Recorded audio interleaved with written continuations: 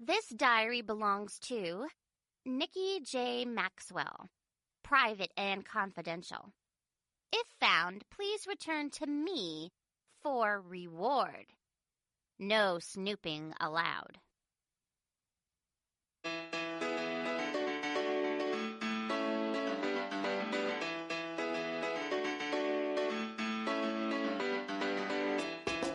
Simon & Schuster Audio presents Dork Diaries, Tales from a Not-So-Talented Pop Star by Rachel Renee Russell. Read by Lana Quintal.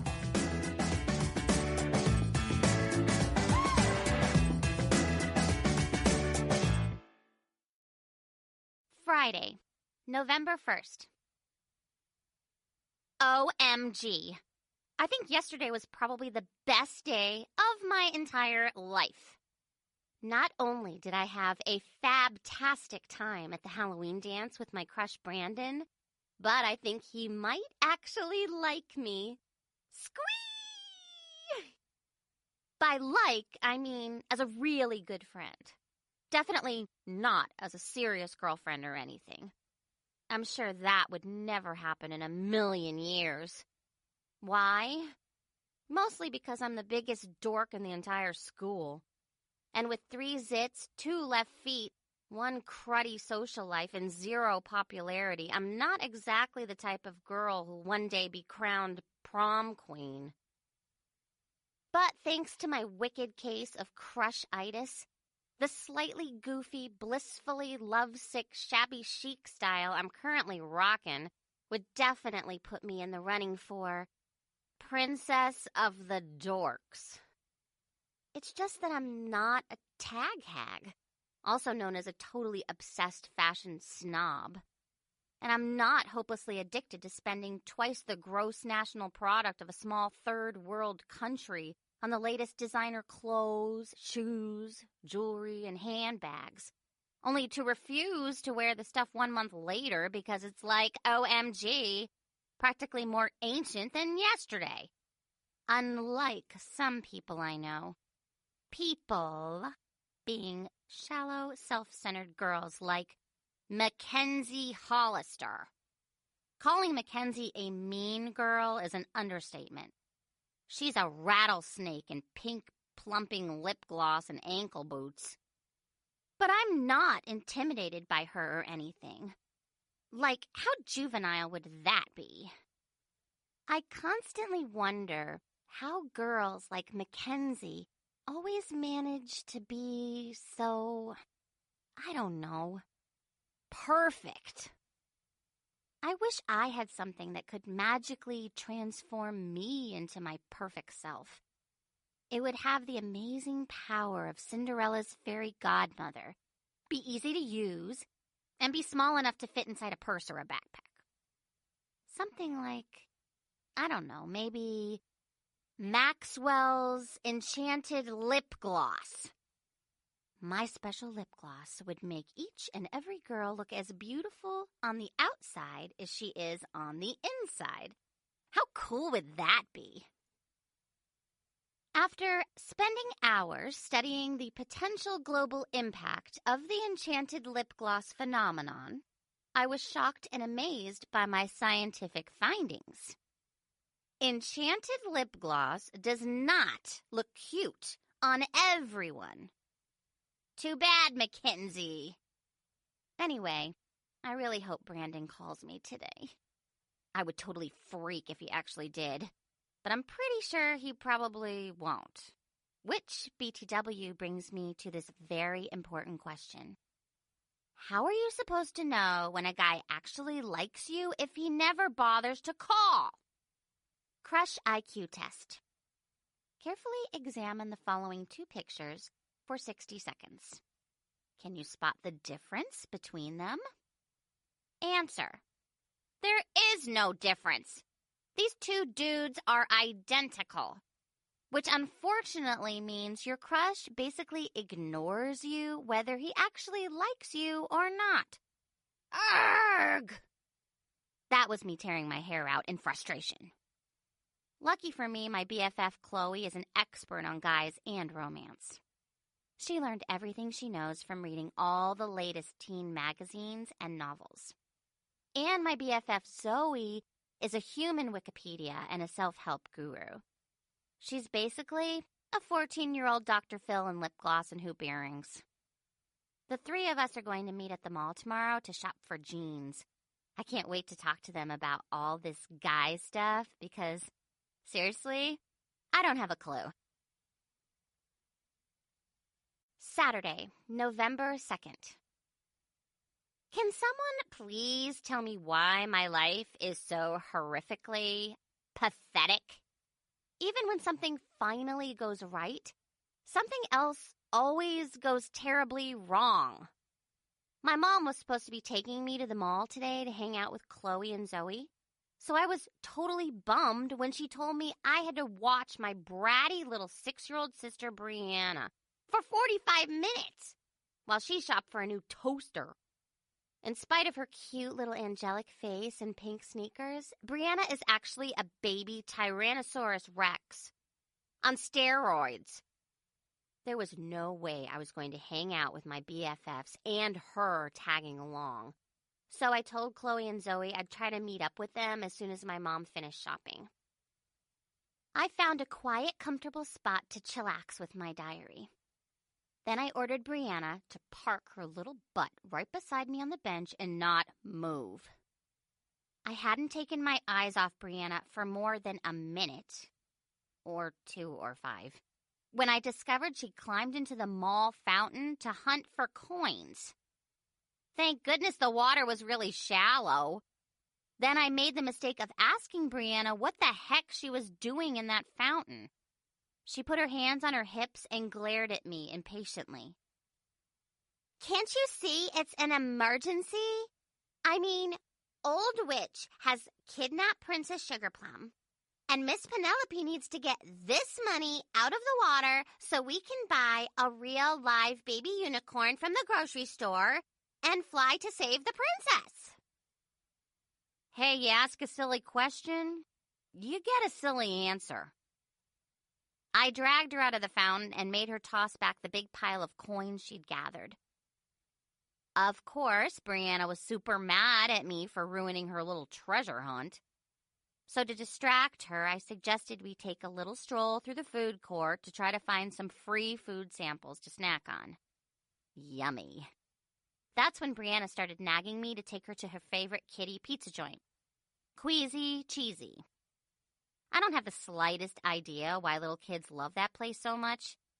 It has these huge stuffed robotic animals that dance and sing off-key. Personally, I think it's super creepy the way their eyes roll around in their heads and their mouths are always out of sync with their voices. Maybe it's just me, but who would actually want to eat in a restaurant that has a 6-foot-tall, mangy-looking rat scampering around? I don't care that it sings happy birthday and gives out free balloons. To me, the only thing scarier was that evil clown who used to live under my bed when I was really little. My parents always insisted he was just a figment of my imagination, but he was very real to me. OMG, I was absolutely terrified he'd grab my ankles and pull me under my bed and I'd be stuck there for, like, eternity. Thank goodness I'm older and more mature and not scared of silly childish stuff like evil clowns. Except maybe during thunderstorms on really dark nights when I see these strange shadows. Anyway, I was like, sorry, Brianna, I don't have any money. We'll have to wait until Mom gets back. But I can pay for it, Brianna whined, with my baby unicorn money from that magical fountain. I'm a rich people, practically. I want to go to Queasy Cheesy. Now! That's when I noticed that all of Brianna's pockets were stuffed with coins from that fountain. My little sister wasn't a rich people, practically. But she did have enough loose change to buy us a medium sausage pizza with drinks. Woohoo! The pizza was actually pretty good. For Queasy Cheesy, anyway. Just as we were finishing up our meal, a waitress pulled a random number out of a bowl and excitedly announced that the guests at table 7 were the lucky ducks she'd selected to come up on stage and sing the I Love Queasy Cheesy theme song. I was like, oh, crud. Brianna and I were sitting at table 7. There was just no way I was going up on that stage in front of all those people to sing that stupid song. And I made that fact very clear to the nice waitress lady. Of course, that's when Brianna got an attitude about the whole thing. She actually threw a hissy fit right there in the restaurant and, get this, refused to pay for our food. OMG. I had never been so embarrassed in my life. I totally panicked because all I had in my pocket was 39 cents and some lint. But the super scary part was that Brianna's silly little prank was going to land us both in jail. And yes, I'm aware that doing prison time is the latest fad for all those spoiled young celebs. You know the type. The infamous party girl / model / actress who manages to become both an icon and an ex-con before her 21st birthday. She truly believes she's above the law because in her little mind, the only real crimes against humanity are, number 1, fake designer purses, number 2, frenemies, and number 3, people with visible ear and nose hairs. So out of sheer desperation, I did what I had to do. Namely, perform the I Love Queasy Cheesy song with Brianna so she would pay for our meal. Thank goodness the people there were mostly parents and little kids. I didn't see anyone I knew from my school. Once we took the stage and I'd gotten past my feelings of extreme embarrassment and mild nausea, which is probably why they call the place Queasy Cheesy, I had to admit the whole experience was actually kind of fun. The crowd seemed to love us, so Brianna and I really hammed it up. We were getting down with a few Beyoncé dance moves, and the audience was cheering us on. Then, the most awful and shocking thing happened. Mackenzie Hollister. Apparently, she'd just arrived with her little sister, Amanda, and her BFF, Jessica. Jessica was pointing and laughing at me like I was the biggest joke since the interrupting cow. And I totally freaked when I realized Mackenzie had her cell phone out and seemed to be taking a picture or something. I grabbed Brianna and practically carried her off the stage. "No! Let go of me!" Brianna screamed. "The song isn't even over yet. We have to throw kisses to the crowd and—" "Brianna, it's time to go," I huffed, still out of breath. "Mom is probably waiting for us back at the fountain." But before we made it to the door, Amanda rushed over and shoved a pen and napkin into Brianna's hand. "I've never met a real live pop star before. Can I have your autograph?" she gushed. Brianna beamed. "Sure, you can have it for free.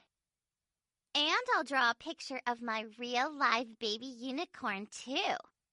I can ride him if I want. He flies in the air." To Amanda, I love you, Brianna. Amanda's eyes widened to the size of saucers. "You have a real baby unicorn? Can I see it?" I could not believe Brianna was lying like that. I gave her a dirty look and she stuck her tongue out at me. "Well, I don't have one just yet, but I'm going to buy it from the grocery store as soon as my mom comes back with our new toaster. 'Cause guess what? Some idiot poured orange juice in our old one and it exploded and blew up our house. Kaboom!" "Brianna," I scolded. "Move it right now." Actually, I was just trying to get out of there before Mackenzie came over. But no such luck. OMG, Nikki, you were hilarious, Mackenzie shrieked. You stink worse than the boys' locker room. Yeah, it took a lot of guts to get up there and humiliate yourself in front of the entire world like that, Jessica snorted. I just rolled my eyes at both of them. I knew I wasn't a professional singer or dancer, but the crowd seemed to like us. And since when had Mackenzie and Jessica become experts on talent? Oh, please. You two wouldn't recognize talent if it came up wearing a name tag, introduced itself, and slapped your face, I blurted out. Mackenzie and Jessica just glared at me. I think they were probably a little surprised because I usually just ignore them or say stuff inside my head that no one else can hear but me. But there's only so much verbal abuse a person can take. And besides, I continued, there aren't more than 50 people in here. I wouldn't call that the entire world. Well, it will be when I post this on YouTube, Mackenzie said, sneering as she waved her camera right in my face. Nikki Maxwell, live at Queasy Cheesy. And you can thank me for launching your career as a not-so-talented pop star. Then Mackenzie and Jessica both laughed hysterically at her witty little joke. I just stood there, stunned. Would Mackenzie actually do that to me? Something so sinister and so vile. Suddenly, my stomach felt really sick again and started making gurgling sounds like that angry chocolate fountain at Mackenzie's party. Only it felt like I had just eaten a dirty gym sock and then washed it down with a large glass of room temperature pickle juice. If I didn't get out of there fast, Mackenzie and Jessica were going to have a second video to post on YouTube. One of me barfing stale pizza and watered-down fruit punch all over their $300 designer jeans. When we finally met up with Mom, she was surprised I was so anxious to go home. I just told her I didn't feel so well and had decided not to go shopping with Chloe and Zoe after all. So now I'm in my bedroom writing about all this and trying not to freak out. Because if Mackenzie posts that queasy, cheesy video on YouTube, OMG. Somebody please dial 911 because I'm going to have a massive heart attack and die. Sunday, November 3rd. I was so depressed about what happened at Queasy Cheesy yesterday. I could barely drag myself out of bed this morning. So I figured, why bother? I decided to just lie there, staring at the wall and sulking. For some reason, wallowing in a truckload of self-pity always makes me feel a lot better. I finally got up around noon and spent the rest of the day online checking YouTube. I was on there practically every 10 minutes. I couldn't help it. It was like I was obsessed or something. I was hoping Mackenzie had just been yanking my chain about posting that video. She absolutely loves to torture me like that. 2 p.m.? Nothing. 5 p.m.? Nothing. 8 p.m.? Nothing. By 8:30 p.m., I'd come to the conclusion that the whole thing was just a nasty prank to freak me out. And it had. Mackenzie was meaner than a junkyard dog and totally despises me. But thank goodness she hadn't gone that far. I decided to check one last time before I went to bed and then forget about the whole thing. 9 p.m. No! It was official. Nikki Maxwell live at Queasy Cheesy was now on YouTube for the world's viewing pleasure. It had already gotten 7 views. I was devastated. There was only one thing left for me to do. Oh! That was me screaming into my pillow. How am I going to face the kids at my school knowing they're all secretly laughing at me behind my back? And what about Chloe, Zoe, and Brandon? They're the greatest friends ever. I cringed at the thought of putting them through more of the drama fest that is my life. I kept repeating one thing over and over in my head. Why me? Monday, November 4th. There was no way I was going to school today to face my public execution by video.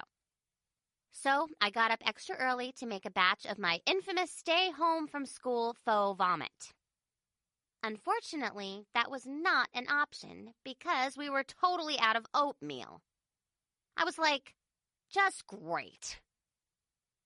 When I finally arrived at school, I was expecting to be mercilessly teased, peppered with insults, and bombarded with a never-ending supply of very lame, queasy-cheesy jokes.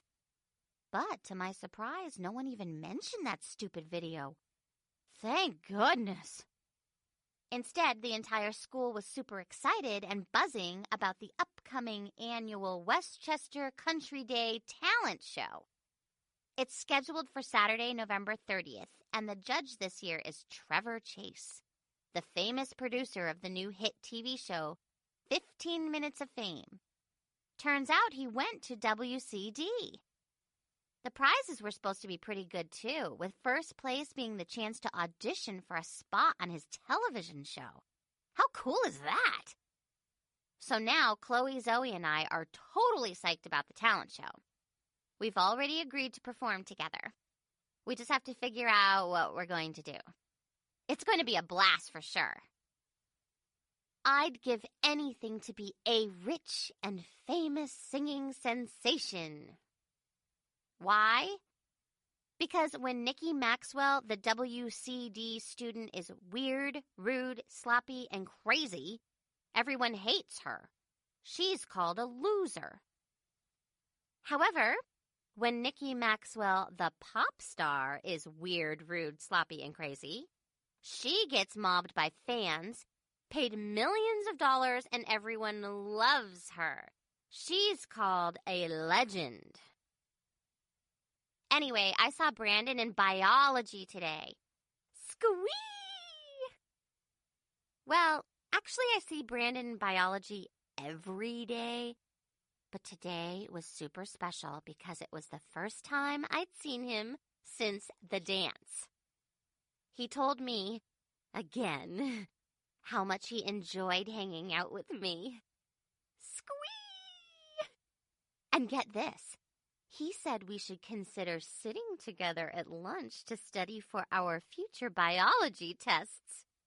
I blushed profusely and suggested that we start studying for the next test ASAP. Like, tomorrow. Mostly because I'm very serious about my studies, especially my biology tests.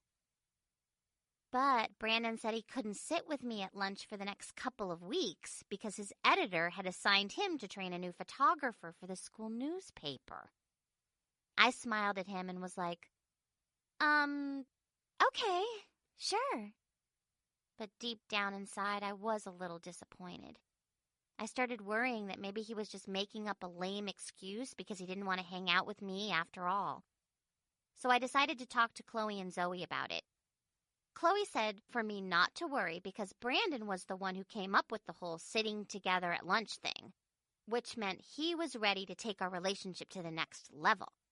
And Zoe totally agreed. Squee! OMG, I almost forgot. Now I have one more thing to lie awake nights worrying about. There were at least a dozen ants crawling around in biology today. Mackenzie made a big fuss about getting ant germs until her teacher told her that if she didn't sit down and finish her lab report, her grade was going to be a lot nastier than any ant germs. But what if the problem gets worse? This could turn into a major disaster. My teacher could complain to the janitor could complain to the secretary could complain to the principal, and the principal could complain to my dad, the school exterminator. Must not panic. Breathe in, breathe out. Anyway, before I so rudely interrupted myself, I was about to say that Chloe and Zoe think Brandon might actually like me. Tuesday, November 5th. Mackenzie is even more evil than I imagined. I was wondering why she had gone through the trouble of recording that video of me at Queasy Cheesy and posting it on YouTube, only to keep it a big secret. It had made no sense whatsoever. But now I know why she did it. I was at my locker jotting down ideas for the talent show when I was rudely interrupted. What's up, Nikki? I've got some super exciting news to tell you, hun.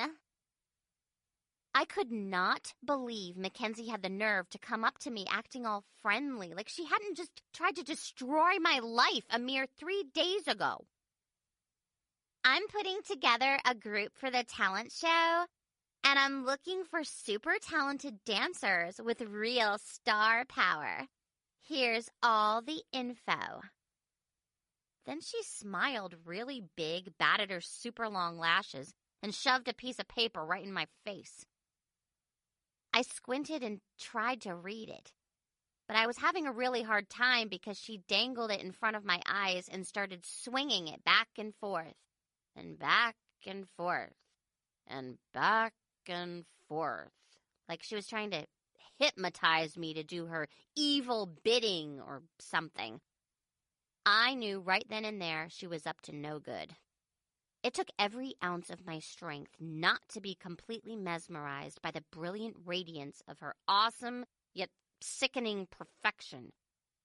Finally, I just snatched the paper from her and read it. Are you cute, cool, and talented? Do you love to dance? If so, join Max Maniacs, a dance group choreographed by Mackenzie Hollister. First performance will be at the WCD Talent Show. Practice dates to be announced. I had a really bad feeling about that girl and her little dance group thing. Why in the heck would she want me? Especially after Chloe, Zoe, and I got that D on our Ballet of the Zombies dance routine in gym. Then there was that other small issue. She hates my guts. And after her very public and humiliating defeat at the art competition, I was sure she was hatching a diabolical plan to win the talent show. Unless after seeing me perform at Queasy Cheesy, Mackenzie had suddenly realized I was super talented with huge star power. Maybe she wanted me on her team so she wouldn't have to compete against me. The whole concept kind of blew my mind. That's when I started thinking that working with Mackenzie on her dance group might allow us to put aside our differences and finally become friends. It would be nice not having to put up with her verbal abuse or worry about her blabbing my personal business. I even tried to convince myself that hanging out with Mackenzie wouldn't be so bad.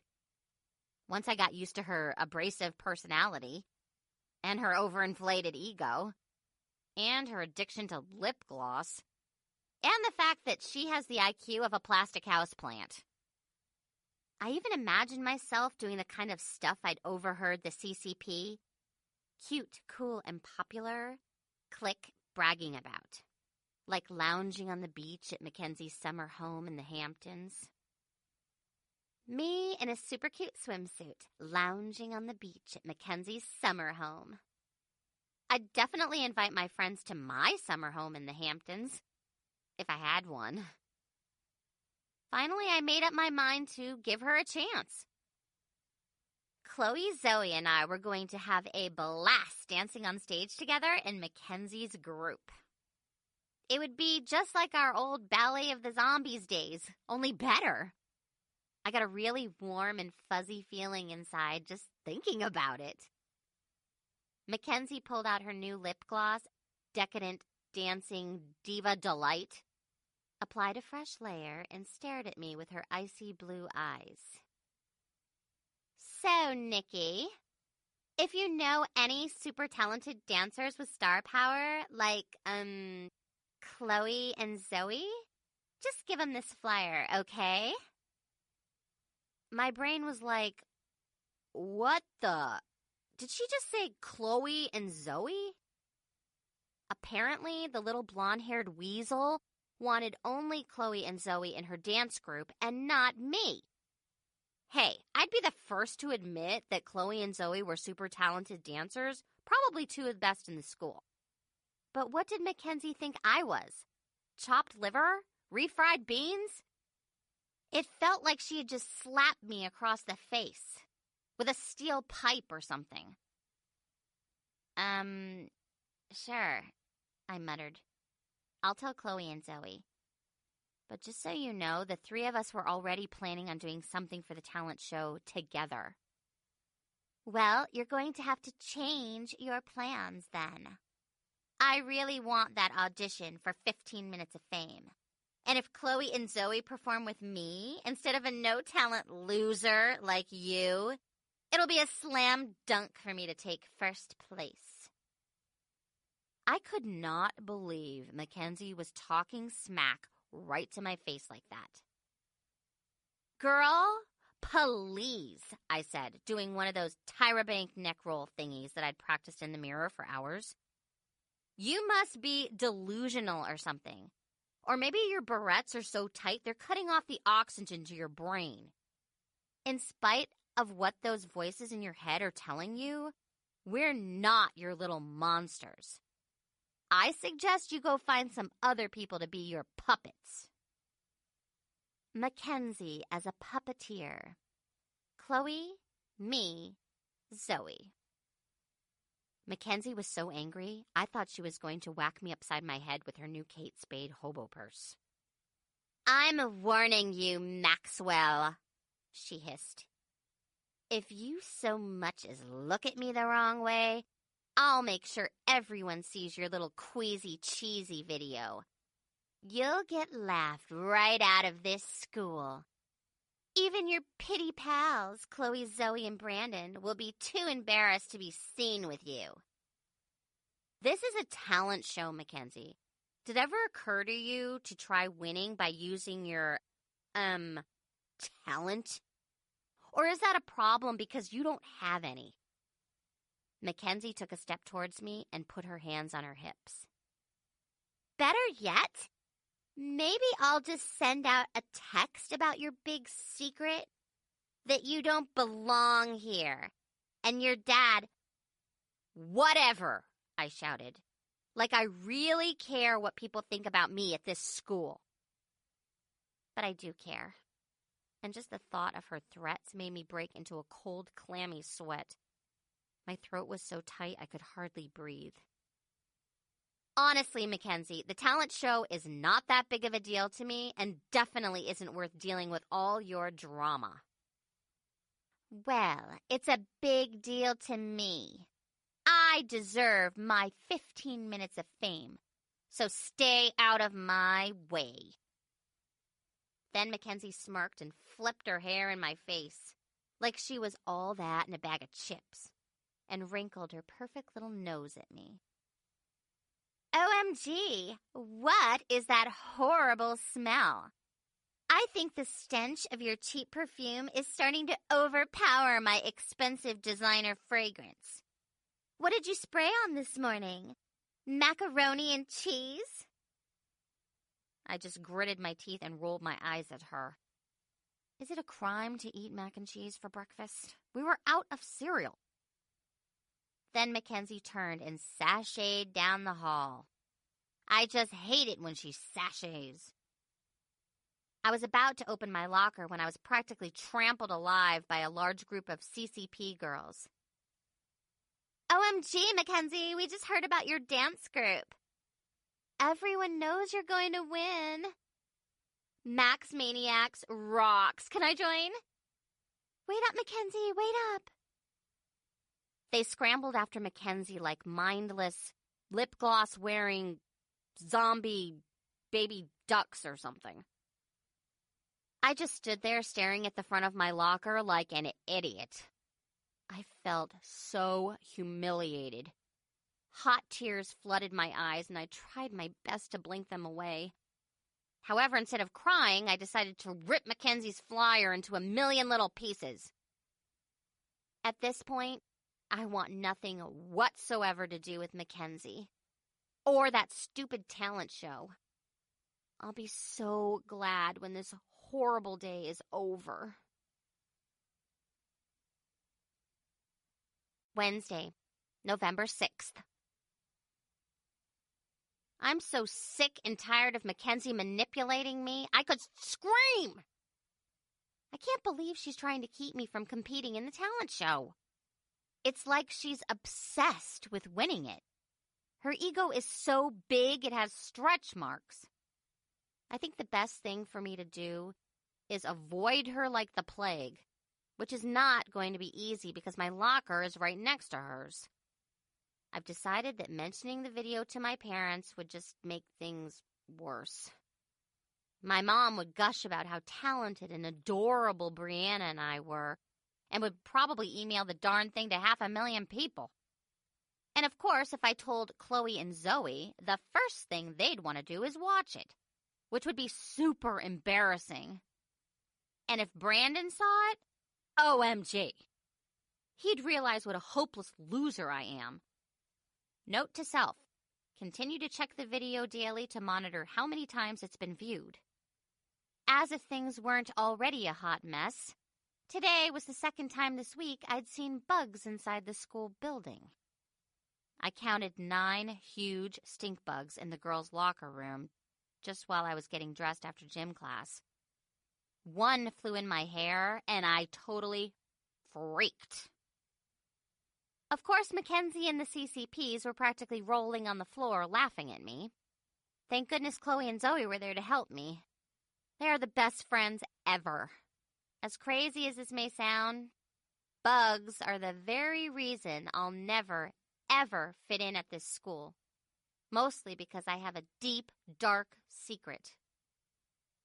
I only attend this fancy prep school because my dad arranged a scholarship for me as part of his bug extermination contract. OMG, I am so totally embarrassed about it. I haven't even told Chloe and Zoe. Yet. As a matter of fact, I've been at WCD for almost 3 months now, and not a single student here knows my secret.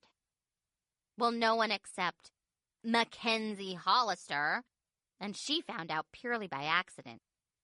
One morning I was late for school, and the only way I could get there was in my dad's work van.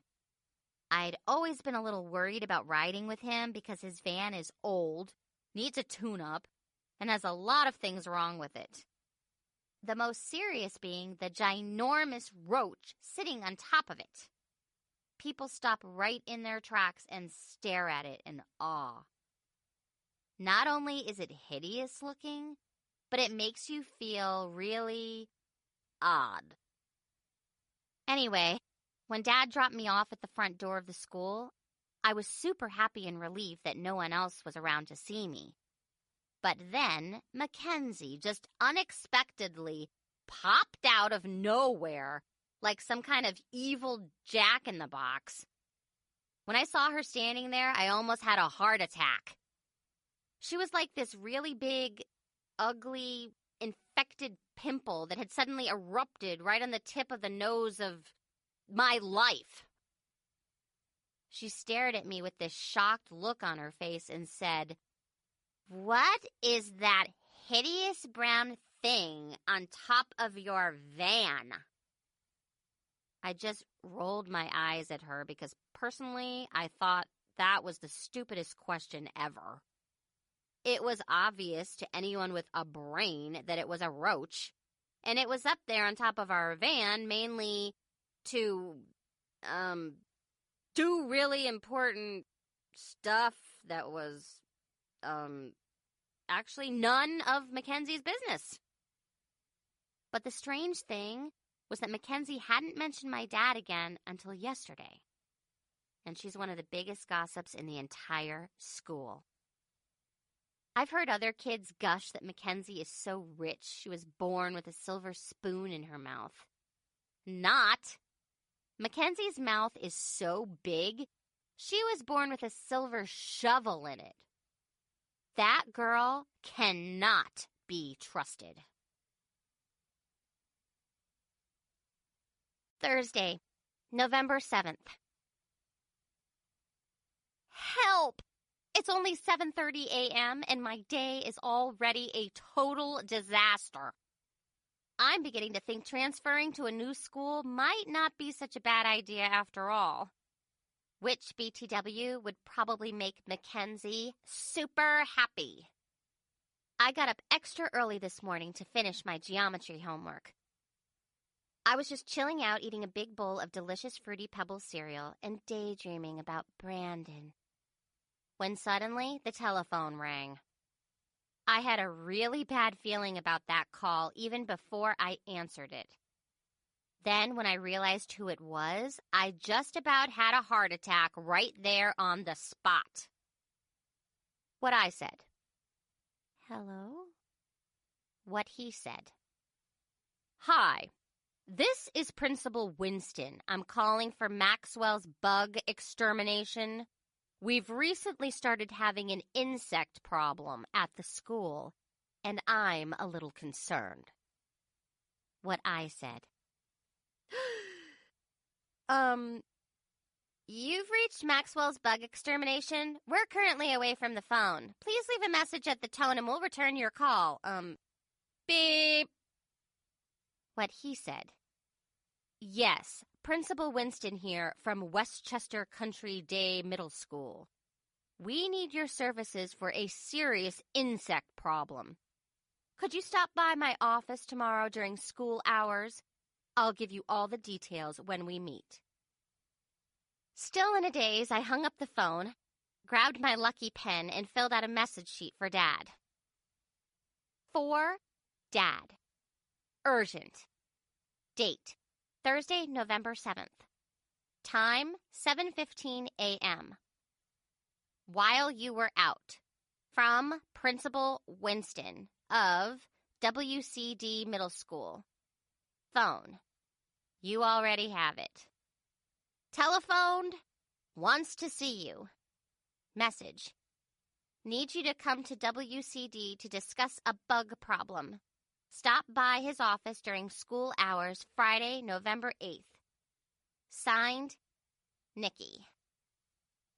That's when the extreme awfulness of the situation finally started to sink in, and I totally lost it. No! I was like, OMG, OMG, OMG. My principal wants my dad to come to my school to take care of the bug problem. My stomach got really icky, like I had just eaten at Queasy Cheesy or something. And I thought I was going to faint. However, rather than waiting to die of embarrassment at school, I decided to take the initiative and end it all right then. By drowning myself in my delicious bowl of Fruity Pebbles. I know it sounds like an insane idea, but I'd already tried it on Miss Penelope, my sister's hand puppet, and it had actually worked. Kind of. Me, desperately trying to drown my sorrows in my bowl of cereal. Splat! Glug, glug, glug, gurgle, gurgle, gurgle. However, in spite of my efforts, I ended up still very much alive. I felt so frustrated with my situation, I wanted to scream. Again. Mostly because I had a half cup of soggy fruity pebble thingies stuck up my nose. OMG, I must have sneezed fruity pebbles for like 10 minutes straight. They were plastered all over the walls and ceiling like rainbow-colored boogers or something. I can't believe Principal Winston is expecting my dad to show up at his office tomorrow for a bug extermination appointment. I'll transfer schools before I let my dad humiliate me by dancing around in his red jumpsuit, which BTW has my last name plastered across the back, zapping bugs in front of the entire student body.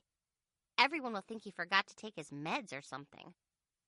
I've officially designated my school as a no dad zone. No way am I telling him about that phone message. It just ain't gonna happen. After Dad misses that appointment, hopefully Principal Winston will just hire someone else to take care of the school's bugs. I already have the scholarship. So what is Winston going to do? Suddenly just kick me out in the middle of the semester? Not. I think I'm going to wear my lucky socks tomorrow. Hey, I'm going to need all the help I can get. Friday, November 8th. All day I've been a nervous wreck. I felt super guilty about not giving my dad that telephone message. But more than anything, I was absolutely terrified I was going to see Principal Winston in the halls. I don't have anything against him personally. He's a little weird, yes, but so are most principals and teachers. I mean, who wouldn't be totally insane after 10 or 15 years at a middle school? Just hanging around this place as a student for a couple of years can be psychologically damaging. Anyway, I was afraid Winston was going to mention something to me about my dad's appointment to exterminate bugs for the school. That's when I decided it was super important for me to wear a very clever and cunning disguise so Winston wouldn't recognize me. But unfortunately, I didn't have much to work with. Just my not-from-the-mall hoodie with lint balls on it, a little imagination, and a lot of desperation. Not only was it brilliantly simple, but comfortable and free. Luckily, my disguise worked just as I had planned. When Principal Winston saw me after French class, he couldn't tell I was actually me. He never mentioned my dad or needing an exterminator, thank goodness. He just looked a little freaked out, probably because I was staring at him to test my disguise. Then Principal Winston did the strangest thing. He cleared his throat really loudly and told me to skip my next class and go straight to the office to get a 4-hour pass to visit the guidance counselor. At first, I thought he was making a little joke or something. But then I realized he actually believed I was a seriously mentally ill weirdo. Now, how crazy is that? However, the good news was that I was getting out of 4 hours of class. Squee! Of course, I fixed my hoodie before I went to the guidance counselor's office. I didn't want her to mistake me for a seriously mentally ill weirdo, too. We talked about how my classes were coming along and reviewed my new class schedule for next semester. Then after lunch, she made me watch this super boring video series about career planning. The 4 hours went by pretty quickly, and before I knew it, she handed me a pass to go back to class. I really wanted to find Chloe and Zoe to tell them the exciting news about Principal Winston sending me to the guidance counselor. But the school day was pretty much over. It was time to go home. Squee! The very best part was that Principal Winston never mentioned my dad. And my dad never showed up for that appointment. My flawless strategic planning, along with my very clever disguise, saved the day. Am I not brilliant? Saturday, November 9th. Today, my mom came up with the stupid idea that we need to have family sharing time. She patiently explained to us that spending pre-planned quality time together as a family would encourage love, mutual respect, and bonding. I patiently explained to her that she should stop watching Dr. Phil. Since we were stuck doing family sharing time, I suggested we try one of those cool extreme sports they show on MTV. You know, the kind where you get to wear a helmet with cute designs on it, like hearts or rainbows. So you'll look really cute when you break a leg or fracture your skull. I think it would be fun, exciting, and educational if our family went bungee jumping together. My family goes bungee jumping. Wait, Dad, before you jump, you gotta tie your cord to that tree. Yahoo! Okay, so maybe a family bungee jumping trip is not such a good idea. As expected, my parents complained that extreme sports were way too dangerous. But that was a lame excuse, because family sharing time can be 10 times more deadly than all the extreme sports combined. Like the activity they'd planned for today. My parents excitedly announced at breakfast that we were going canoeing. I almost choked on my waffle. It didn't have anything to do with the fact that we were going canoeing. I just eat really fast and tend to almost choke on my food on a regular basis. Anyway, my dad had purchased an old, beat-up canoe at a garage sale for $3. He had his heart set on trying it out before winter sets in and all the lakes freeze over. I was like, $3? Dad, are you crazy? You spend more than that on your Egg McMuffin meal. But I just said that inside my head so no one else heard it but me. What idiot would risk taking his or her family out in deep water in a garage sale canoe that only costs $3? Okay, let me rephrase the question. What idiot, other than my dad? I love him and all, but sometimes I really worry about that guy. Even a tiny, cheap plastic pink canoe for Brianna's doll costs more than $3. I'm just saying. The really scary part was that Dad knew nothing whatsoever about canoes. And since it was from a garage sale, it didn't come with a manual, instruction book, warranty, or anything. When I mentioned my concerns, Dad just rolled his eyes at me and said, "Hey, I don't need to be a rocket doctor to locate the on-off switch." Anyway, Mom made PB&J sandwiches, Dad packed the car, and we headed out to this huge bay area that's really popular with boaters. As I expected, the event quickly turned into a major disaster. Mainly because Dad didn't figure out that a canoe required paddles until after we got out on the water. And then he got an attitude about the whole thing because his canoe didn't come with any paddles or an on-off switch. Duh. Which is probably why it only cost $3. But I didn't bother to remind Dad of all of that stuff because he was kind of in a really bad mood. So there we were, just floating around out on the bay for what seemed like forever. Thank goodness it was an unseasonably warm day, or we could have gotten hypothermia or something. Suddenly Dad's face lit up, and I knew he was getting another of his wacky ideas. He grabbed this large stick that was floating in the water. Then he took off his shirt, tied it to the stick, and let it flutter in the wind. I guess that he was trying to convert our paddleless canoe into a sailboat or something. But, like most of his ideas, it didn't quite work the way he expected. Whenever the wind blew, the canoe would just spin around in circles really fast like some kind of demonic amusement park ride. Of course, we were all a bit grumpy about our situation, but thanks to Dad, now we were grumpy, dizzy, and seasick. And Mom was starting to get on my last nerve. Being the eternal optimist, she tried to cheer us up by making us sing "Row, row, row your boat." That's when I suddenly lost it and screamed, "Mom, has your reality check bounced? Can't you see we don't have any paddles? How are we supposed to row the boat?" But I just said that inside my head, so no one else heard it but me. And Brianna would not shut up. I had to restrain myself from trying to strangle her. She was whining nonstop about the stupidest things. Okay, I love my family and everything, but sometimes I think they're, a few clowns short of a circus. Lucky for us, someone spotted Dad's homemade sail and assumed he was signaling for help.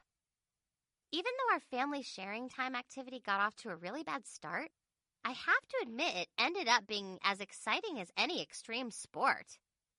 Why? Getting rescued by that Coast Guard helicopter was thrilling. And being transported back to our car in that sleek, super-fast police speedboat was a total rush. When we finally got home, I was surprised to hear a phone message from Chloe and Zoe. "Hey, Nikki, what's up? It's Chloe and Zoe here. We're calling to see if you're going to be available today or tomorrow to work on our act for the talent show. If so, give us a call. We can't wait to get started." I was like, just great. I really wanted to be in the talent show with them, but Mackenzie was going to make my life totally miserable if I did. Sooner or later, I was going to have to tell my BFFs I wouldn't be performing with them. But I was so exhausted from our canoe trip, I just wanted to take a hot shower and crawl into my comfy bed. I decided to tell them later. I wonder if Dad has figured out yet that canoes don't have on-off switches. Sunday, November 10th. Mom and I are getting ready to go shopping to buy me some new clothes. I can hardly believe it. I guess I owe Brianna a big thank you since she's pretty much the person responsible for it. It all started when Mom gave Brianna a new paint set and easel. She said it would help Brianna develop her artistic abilities. So Brianna started painting, and Mom's been plastering her artwork all over the house. The thing that really freaked me out, though, was this large portrait she drew of me. I couldn't believe Mom actually taped it up on a refrigerator like that. What if a total stranger just randomly wandered into our house and saw Brianna's drawing up there? Hey, it could happen. But mostly, that portrait was very damaging to my self-esteem. I realize I'm not super cute like the girls in the CCP clique at my school, but please, does my face really look like it got run over by a bus? And as if all that wasn't bad enough, Brianna is a very messy artist. She splatters paint everywhere. I almost died when she actually got paint on my favorite shirt. OMG, I had a hissy fit right there on the spot. Look, Mom, Brianna totally ruined my shirt. Okay, I'll admit it. That spot of paint on my shirt was kind of small. But the last time I watched Judge Judy on television, she specifically stated, "Parents are responsible for the damage their child does to the property of other people. And that's the law, you idiot," or something like that. Everyone knows Judge Judy is a very fair and impartial judge. She's also super grumpy and possibly a little senile.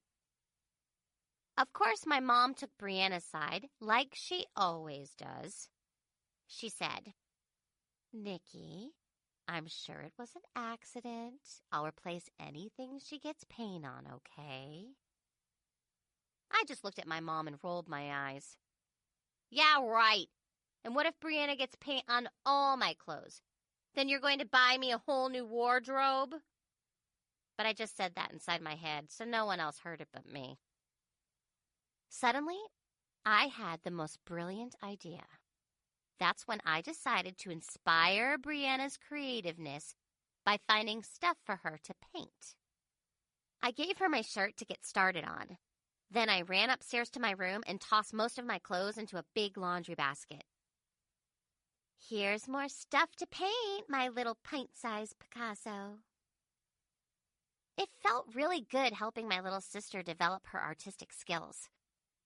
Mom was really shocked when she discovered that Brianna had painted almost all my clothes.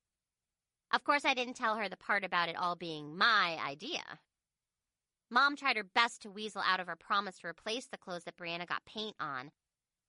But I reminded her that as an impressionable young child, I was learning the importance of honesty, integrity, and keeping one's word from the example being set by my parents, which is the drivel I've picked up from all those TV talk shows. Anyway, Mom felt so guilty she finally agreed to honor her promise. Now, I get to shop till I drop. Squee! BTW, I finally returned the call to both Chloe and Zoe.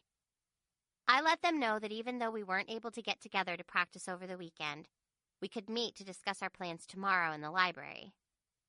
Which means I have to make a final decision tomorrow. What am I going to do? I'm so confused. I feel like my brain is going to explode. Monday, November 11th. Every day during study hall, Chloe, Zoe, and I are excused to go work as library shelving assistants, or LSAs. We love our job. After we finally got all the books reshelved, Zoe suggested that we decide what we're going to do for our talent show act. That's when Chloe suddenly started doing what looked like the funky chicken, which meant she had gotten a really great idea for the talent show. OMG, I got the most fabulous idea. We can do a wicked cool dance routine about books. We'll call ourselves the Break Dancing Bookworms. Chloe gushed. I love it! Zoe squealed. We can make fuzzy lime green costumes that look like caterpillars. We can rap, too. What do you think, Nikki? I was like, actually, Chloe and Zoe, it sounds like a really fun idea, but is this supposed to be a talent show or a freak show? But I just said that inside my head, so no one else heard it but me. Chloe and Zoe are the best friends ever. But they're also the second and third biggest dorks in the entire school. So sometimes their ideas are a little, how should I say it, dorky, too. Chloe and Zoe's wacky idea, number 1397. Breakdancing bookworms. But their occasionally weird antics are the reason they are so much fun to hang out with. I took a deep breath and tried my best to break it to them gently. Actually, I think it's a really cute idea. But I have a bit of bad news. As much as I was looking forward to it, I've decided not to participate in the talent show this year. I'm trying to, spend more time on schoolwork and stuff. Nikki, it's not going to be fun unless all three of us do this together. Chloe groaned as her smile quickly faded. Zoe looked disappointed, too. Well, if you're not going to be in the talent show, then I don't want to be in it. Me neither, Chloe said grimly. Come on, guys. You can be breakdancing bookworms together. It'll still be fun, I said, trying to sound upbeat. But I couldn't get them to change their minds. The three of us just sat there not saying anything for what seemed like forever. To make matters worse, I was starting to feel guilty about letting them down. Finally, Zoe broke the silence. Nikki, are you mad at us or something? What are you talking about? Of course not, I answered. If anything, you two should be mad at me. You've been kind of quiet lately. Is anything wrong? Chloe asked, staring at me intently. For a split second, I thought about just pouring my heart out to them both. About Mackenzie, Queasy Cheesy, the talent show, my dad, my scholarship, everything. But instead, I shook my head vigorously and tried to muster a big smile. No, nothing's wrong. I just feel terrible that you guys have decided not to be in the talent show. I know you were really looking forward to it. Chloe shrugged and looked out the window. Zoe bit her lip and stared at the floor. I reminded myself I was doing all of this for their own good. The last thing I wanted was for them to be a casualty in Mackenzie's war against me. Finally, the bell rang, ending 5th hour. Chloe and Zoe looked sad and flustered. I think they knew I was hiding something. And I felt just awful. I sighed and tried to apologize. Listen, I'm really, really sorry, okay? As Chloe and Zoe got up to leave, they both sadly muttered the exact same thing at the exact same time. Whatever. Then they turned and walked away. Tuesday, November 12th. I think I finally figured out the source of the bug problem at our school. I'm no expert, unlike my dad, but it was kind of strange to see so many different bugs just randomly crawling around like that. But here's the crazy part. I accidentally left my French homework in my locker, and my teacher let me leave class to go get it. While I was at my locker, the halls were empty and totally quiet. I could have sworn I heard crickets chirping, and the sound was coming from Mackenzie's locker. I was like, what the? I stood on my tippy toes and tried to peek through the slot thingy at the top of Mackenzie's locker. I thought I saw the silver lid of a jar or something, but her big leather purse was in the way. That's when I got the brilliant idea to stick my ruler through the slot thingy to move stuff around and get a better look inside. After a few tries, I was able to push Mackenzie's purse out of the way. And sure enough, right behind it was a glass jar. But I couldn't quite see if anything was inside it. Using the ruler, I tried to scoot the jar toward the front so I could get a closer look. But I somehow accidentally knocked it over and it hit the locker door with a clunk and rolled on top of the purse. That's when I noticed that the lid must not have been on very tight or something because it flipped right off. I was like, oopsie, time to get back to class. But the longer I stood there thinking about it, the angrier I got. Mainly because it looked to me like Mackenzie had been secretly planting bugs all over the school. She knew that sooner or later the school was going to call my dad to exterminate the place. And when it did, I was going to have a complete meltdown. There was no way I was letting my dad come to my school. I mean, what if he saw me in the hallway between classes? He might say something super embarrassing to me like, "Hey there, Nikki." Then, OMG, I'd just kneel over and die. And from that day forward, I'd be known as the daughter of that crazy disco-dancing exterminator. Kids would whisper stuff about me behind my back and call me a freak. And not just a regular freak, but a half-bug, half-dork freak.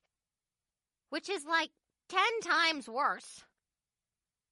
My life would be totally ruined. And it would all be Mackenzie's fault. Unlike that talent show fiasco that involved my BFFs, this problem was just between me and Mackenzie, which meant I could deal with her on my own terms.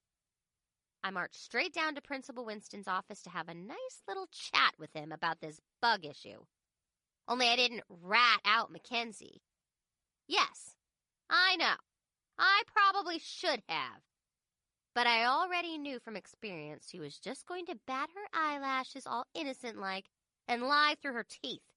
And Winston would totally believe her, and not me, because all adults think Mackenzie is a perfect little angel and incapable of lying.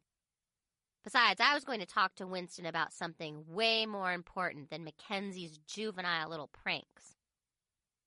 Our meeting went just as I had planned. He told me he was happy I'd stopped by his office and asked how things were going as a new student. I took a deep breath and got right to the point. Actually, Principal Winston, I'm doing fine. considering the fact that I'm stuck with a locker right next to Mackenzie Hollister, and I'm totally lost in geometry. But I stopped by to let you know that since my dad is super busy right now, you should just call in another exterminator.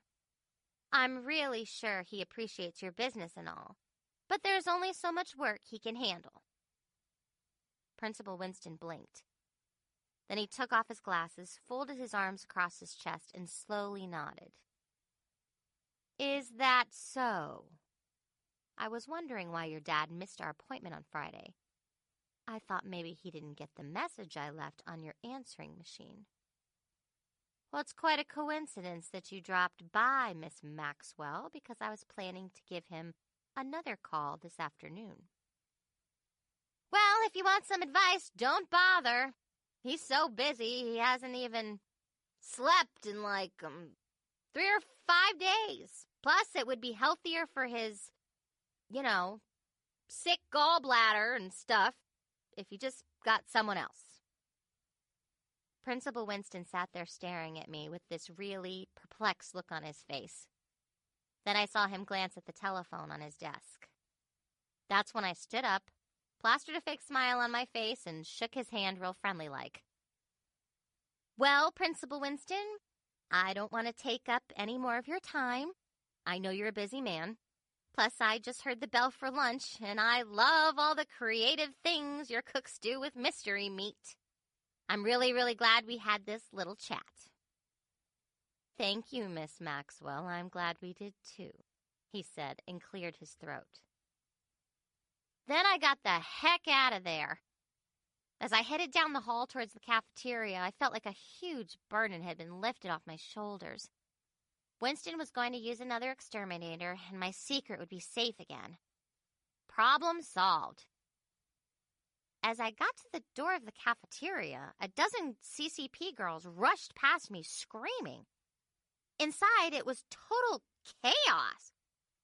I immediately spotted Mackenzie standing on top of a lunch table, shrieking hysterically and pointing at something lying on the floor in front of the salad bar. My gut reaction was, mouse? Snake? But seeing it was Mackenzie, it also could have been something as mundanely horrifying as a pair of red polyester pants. I have to admit, I wasn't all that surprised to see Mackenzie's big leather purse. That's when I finally came to the conclusion that my earlier hunch was correct. I guess they really were crickets in that jar. Wednesday, November 13th. The only thing everyone is talking about these days is that stupid talent show. And it's really starting to get on my nerves. People are practicing before school, after school, and even during lunch. I'll be so happy when all this is over. I've been waiting for Mackenzie to ask Chloe and Zoe to join her dance squad, so I wasn't surprised when she approached them about it after gym class today. However, I was shocked when Chloe and Zoe turned her down. They actually told her they didn't want to be in the talent show unless I was in it too. I couldn't believe my BFFs had basically told Mackenzie to take her little dance group and flush it. Mackenzie just stared at them with her mouth hanging open because she suddenly realized her plan to keep me out of the talent show had backfired. She must have seen the smirk on my face because she gave me this really dirty look, and I was like, "What?" and batted my eyes all innocent-like. I could not believe the disgusting, low-down, dirty thing Mackenzie did next. Okay, Chloe and Zoe, I'll be honest with you. Jason and Ryan have been begging me to ask you to join. They're dying to be your dance partners.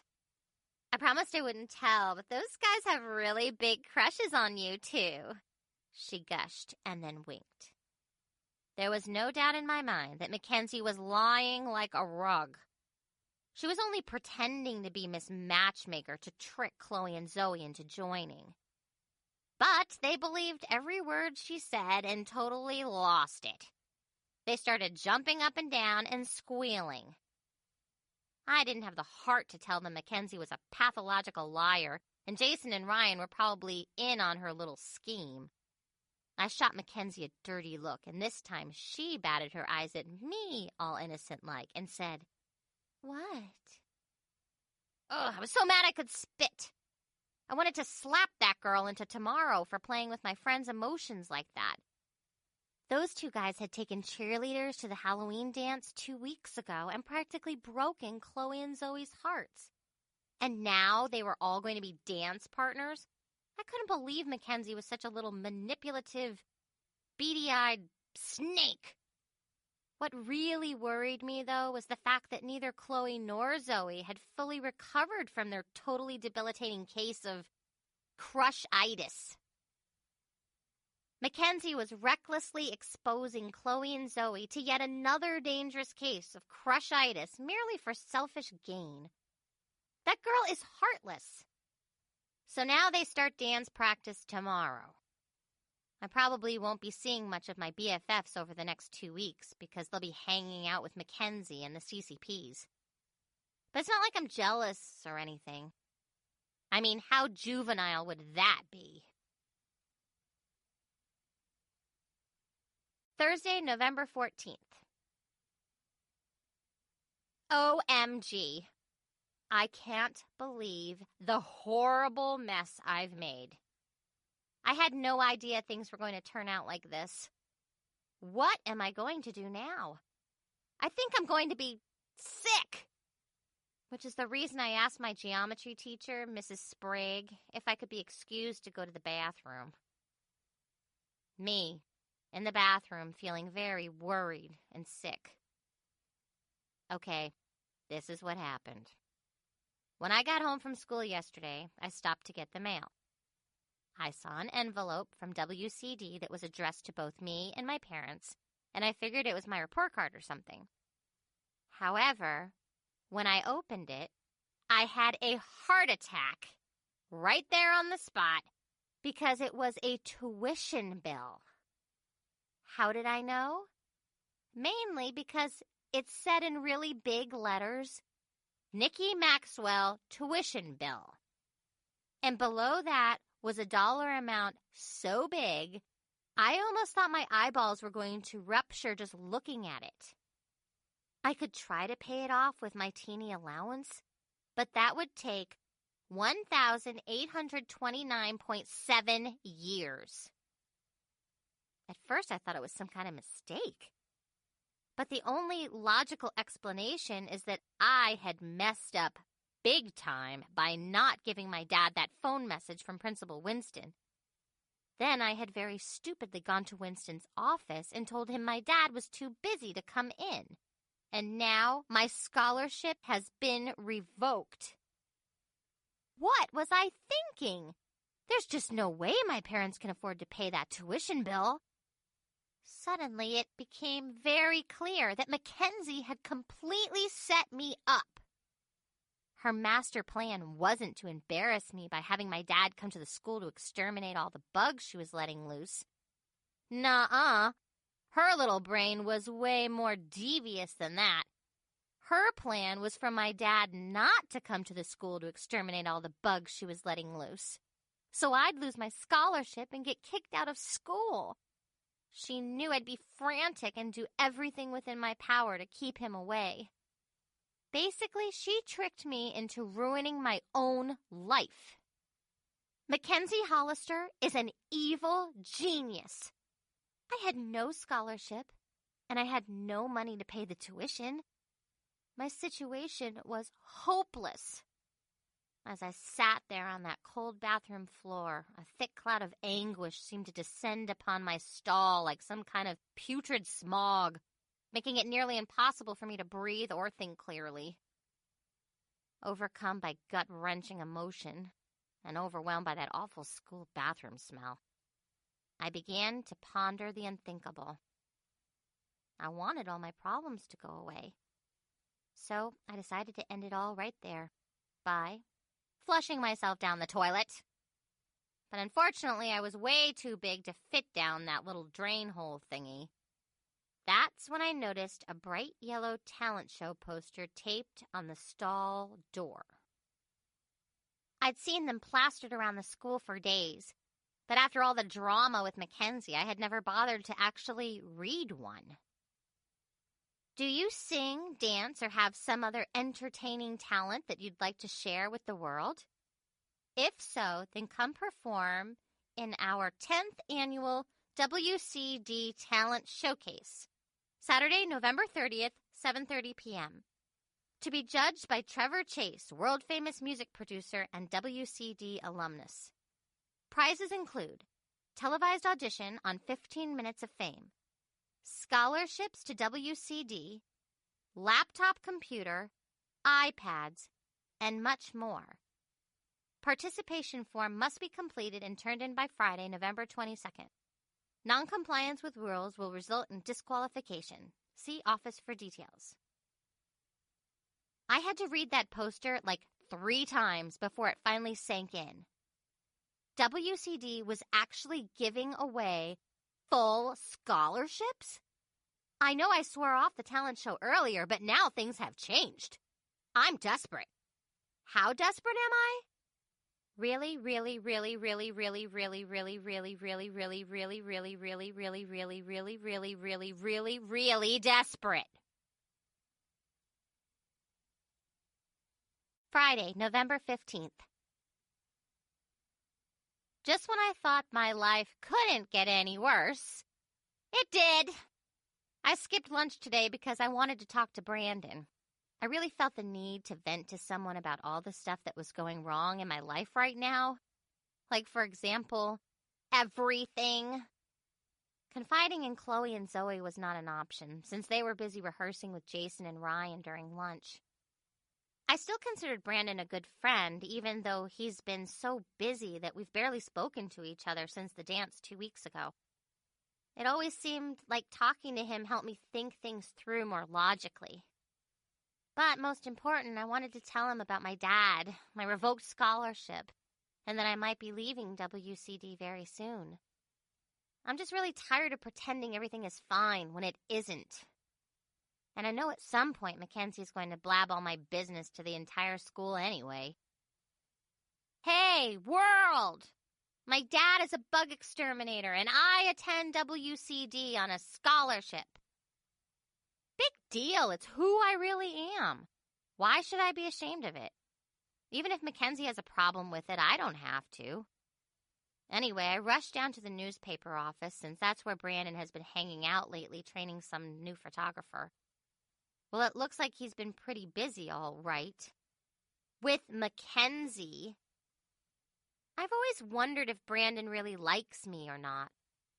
Well, now I know. He doesn't. I think he's just been using me all along to make Mackenzie jealous or something. I couldn't stand to watch her gushing all over him like a lovesick puppy. Oh, Brandon, this, and oh, Brandon, that. OMG.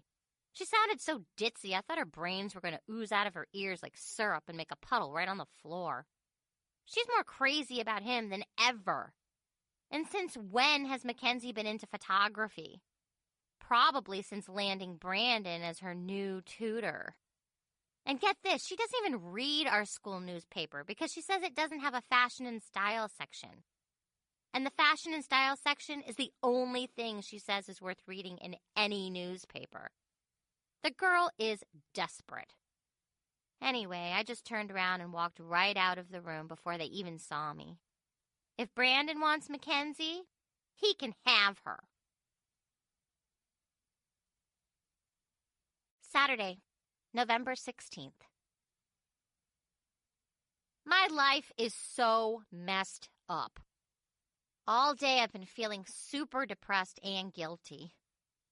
I finally made the decision to come clean to my parents and tell them everything. So what if I get grounded until my 21st birthday? I was like, Mom and Dad, can I talk to you guys? It's really important. Mom was like, sure, honey, but can it wait a little bit? It's such a beautiful, clear night outside. that your dad and I decided we'd all have a little family sharing time. I was like, oh, crud. It was really bad timing for family sharing time. Then Dad just about knocked me over, rushing out the back door with a big can of lighter fluid and a box of matches. Is it me, or do most fathers seem to have latent pyromaniac tendencies? They get really happy and excited whenever they grill food, light the fireplace, make a campfire, burn leaves, or do anything that involves fire.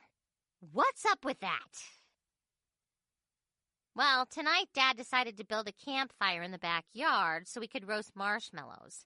And Mom brought out a big plate of Hershey bars and a box of graham crackers so we could make yummy s'mores. I have to admit, I was actually looking forward to snarfing down that hot, gooey, chocolatey treat. Sounds like a fun, family-friendly activity, right? It was, until Dad got a little carried away and burned his marshmallows to a crisp. When they caught on fire, he totally panicked. It looked like he was holding one of those flaming shish kebab thingies you see in fancy restaurants. He was frantically whipping the stick around in circles, trying to put out the fire. The next thing we knew, those marshmallows were flying right off the end of his stick and practically going into orbit. OMG, Dad's marshmallows lit up the night sky like a meteor shower or something. Actually, it looked kind of cool.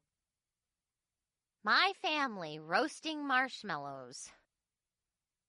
But somehow, in all the commotion, one of the flaming marshmallows landed on the front of his pant leg and stuck there.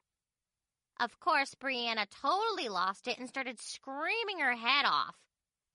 Thinking fast, Mom grabbed the bucket of water Dad had placed nearby and quickly doused the front of his pants just as it caught on fire. Thank goodness he wasn't hurt or anything. But then our very nosy neighbor lady, Mrs. Wallabanger, came running outside to see what was going on. Dad tried his best to explain to her that while he was out in the backyard roasting marshmallows, he'd had an unfortunate little accident. Mrs. Wallabanger just stared at him with this really disgusted look on her face. She gave Dad a lecture about how he should be ashamed of himself and actually threatened to call the police. Then she stormed back into her house and slammed her door, but we could see her peeking out at us through her curtains. We were all super confused about why Mrs. Wallabanger was behaving so strangely, until I took a closer look at Dad and realized it actually looked like he had, wet his pants. Which also pretty much explained why Mrs. Wallabanger had totally freaked when Dad told her he had had an unfortunate little accident in the backyard. We finally decided to call it a night, and Dad put out our campfire by shoveling dirt on it. Since Dad's pants were wet, dirty, and marshmallow-covered, and slightly charred from the night's activities, Mom insisted that he take them off in the garage and throw them in the trash so he wouldn't make a mess in the house. Then she rushed upstairs to get him a clean pair to put on. Well, Mrs. Wallabanger must have still been pretty upset, because when Mom got back to the garage to give Dad his pants, we heard this loud commotion out in our driveway. From what I could tell, Dad was having a really heated argument with someone. It sounded like a lady was trying to convince him she was there to help him, but Dad kept insisting in a really loud voice that he didn't want or need any of her help. That's when the lady said, "Actually, sir, I think you need to let me help you find your pants." OMG. I was shocked to see that police officer. But I had to admit, she had a really good point about the pants issue. Then Dad got an attitude about the whole thing and told the police lady that he didn't appreciate her making a joke at his expense. But the police lady told Dad that he needed to calm down and have a seat in the back of her squad car so they could go for a little ride down to the station. I thought for sure Dad was going to get arrested or something. Thank goodness Mom rushed outside and explained everything about that flaming marshmallow, the bucket of water, and Dad's no pants situation. And after the nice officer lady was convinced Dad wasn't wandering around the neighborhood peeping in neighbors' windows, she apologized to him and left. in spite of the fact that the evening was a total disaster, Mom still insisted that we take a picture to put in our family sharing time scrapbook. So we all posed in the kitchen holding a graham cracker with fake smiles plastered on our faces just to make her happy. This was the worst family sharing time ever. Since we were all pretty traumatized from the marshmallow roast and Dad was still furious at that cop, I decided it was a very bad time to bring up the whole tuition bill issue. Maybe I'll tell them tomorrow. Or I could always run away and join the circus. Sunday, November 17th. I was awake most of the night, tossing and turning and trying to figure out what to do about all my problems. When I first started at WCD, I never thought in a million years I'd ever actually want to stay at this school. But over the last couple months, I guess the place has just sort of grown on me or something. Chloe, Zoe, and I have become really good friends. I actually won the avant-garde art competition, and then Brandon asked me to the Halloween dance. Although thanks to Mackenzie, things aren't always as good as they once were. All I really need to do is figure out how to fix it all. At this point, I basically have two choices. Number one, just give up and transfer to a new school, which means I'll also have to go through the torture of being the new kid all over again. Number two, rob a bank and pay my tuition with cash, which unfortunately could be the first step in my new life as a ruthless felon. Instead of spending 4 years in high school and 4 years at a major university, I'll spend 8 years in prison for robbery. And when I get married and have a baby, my poor daughter will take after me and become a juvenile delinquent while she's still in diapers. And then, while I'm rotting in prison and having super fun mani-pedi cell block parties with those celebs, I'll realize what a horrible mess I've made of my life and totally regret that I didn't give my dad that telephone message from Principal Winston. Anyway, the only choice I really have is to try to get a scholarship by winning that talent show. Unfortunately, I'm just an okay singer, but if I was in a band with super talented musicians, I might have a chance. So on Monday, I'm going to put up posters around the school and then hold auditions for a band. If I'm lucky, maybe there are a few really talented kids who haven't signed up for the show yet. Monday, November 18th. I arrived at school an hour early today to put up my audition posters for my band. I also got permission from the office to use the band room after school tomorrow. I know this is last minute, but all I really need is for 3 or 4 people to show up.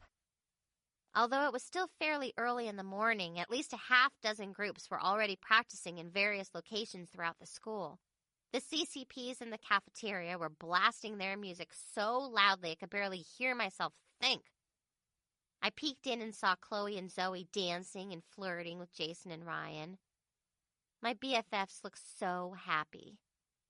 There was no doubt in my mind that they'd enjoy dancing with Jason and Ryan more than being in my ragtag band. I planned to tell them in the library today that I'd changed my mind about being in the talent show. I was sure they'd understand. As soon as I got done with my posters, I rushed to class early to try to finish up some homework that I hadn't been able to complete over the weekend.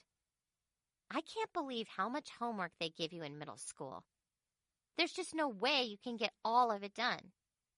The last thing I needed was an incomplete, so I decided to come up with a really good excuse so my teacher would give me extra time to finish my assignment.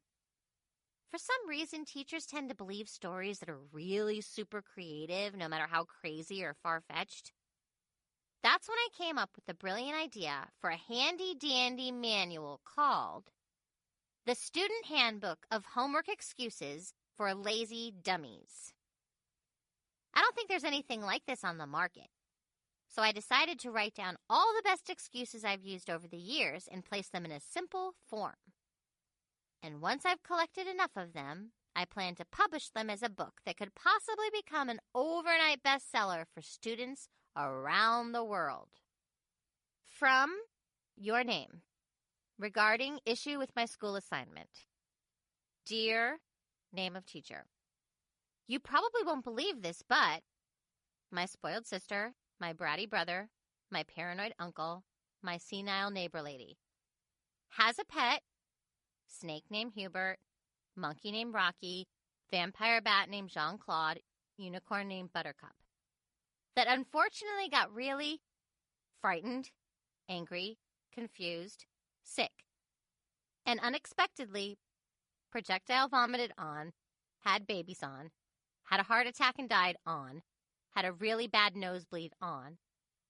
My math problems, assignment, project, report, homework, fill in the blank. When I realized I would not be turning this into you on time, I became gravely depressed and suffered uncontrollable sobbing, flatulence, hiccups, laughter. I am truly very sorry for any inconvenience this may have caused. I assure you it will not happen again, ever, until my next homework assignment is due, until the cow jumps over the moon, until the next exciting episode of America's Next Top Model, and if you believe this, I'd like to sell you some swampland in Florida. Hey, maybe I could use the money from this book to pay my tuition. So today in biology, Brandon was staring at me. It wasn't like I was staring at him the entire hour or anything. I'm just very observant and happened to notice it. I almost fell out of my chair when he leaned over and whispered, "Are you okay, Nikki? You look kind of down today." But since talking to him would make me feel even more heartbroken than I already was, I just nodded and kept right on working on our human brain assignment. Unlike Mackenzie, that girl would not shut up the entire hour.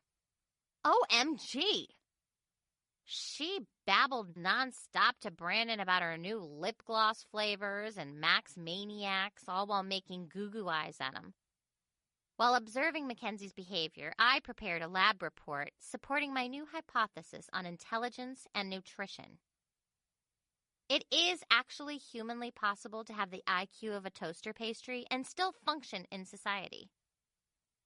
Anyway, after class was over, Brandon didn't try to talk to me again or anything. He just looked at me, shrugged, and walked away with this perplexed look on his face. It's almost like he has no idea whatsoever why I'm acting the way I am. Which is ironic, because he is the reason I'm a total psycho. How can he not know how I feel? But what if he doesn't? What if he thinks I'm just being mean for no reason, when I actually like him a lot? I think. Why am I so confused?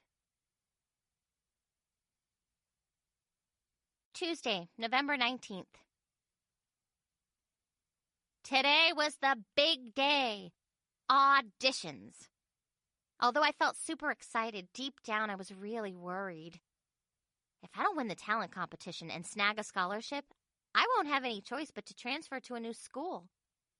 Just thinking about it makes me break out in a cold sweat. And if I wasn't already stressed out enough, Mackenzie kept staring at me and giving me the evil eye the entire time I was at my locker. I was like, "Hey, girlfriend, you're creeping me out. Just take a picture, why don't you?" But I just said that inside my head, so no one else heard it but me. All my classes bored me out of my skull, and the day seemed to drag on and on and on.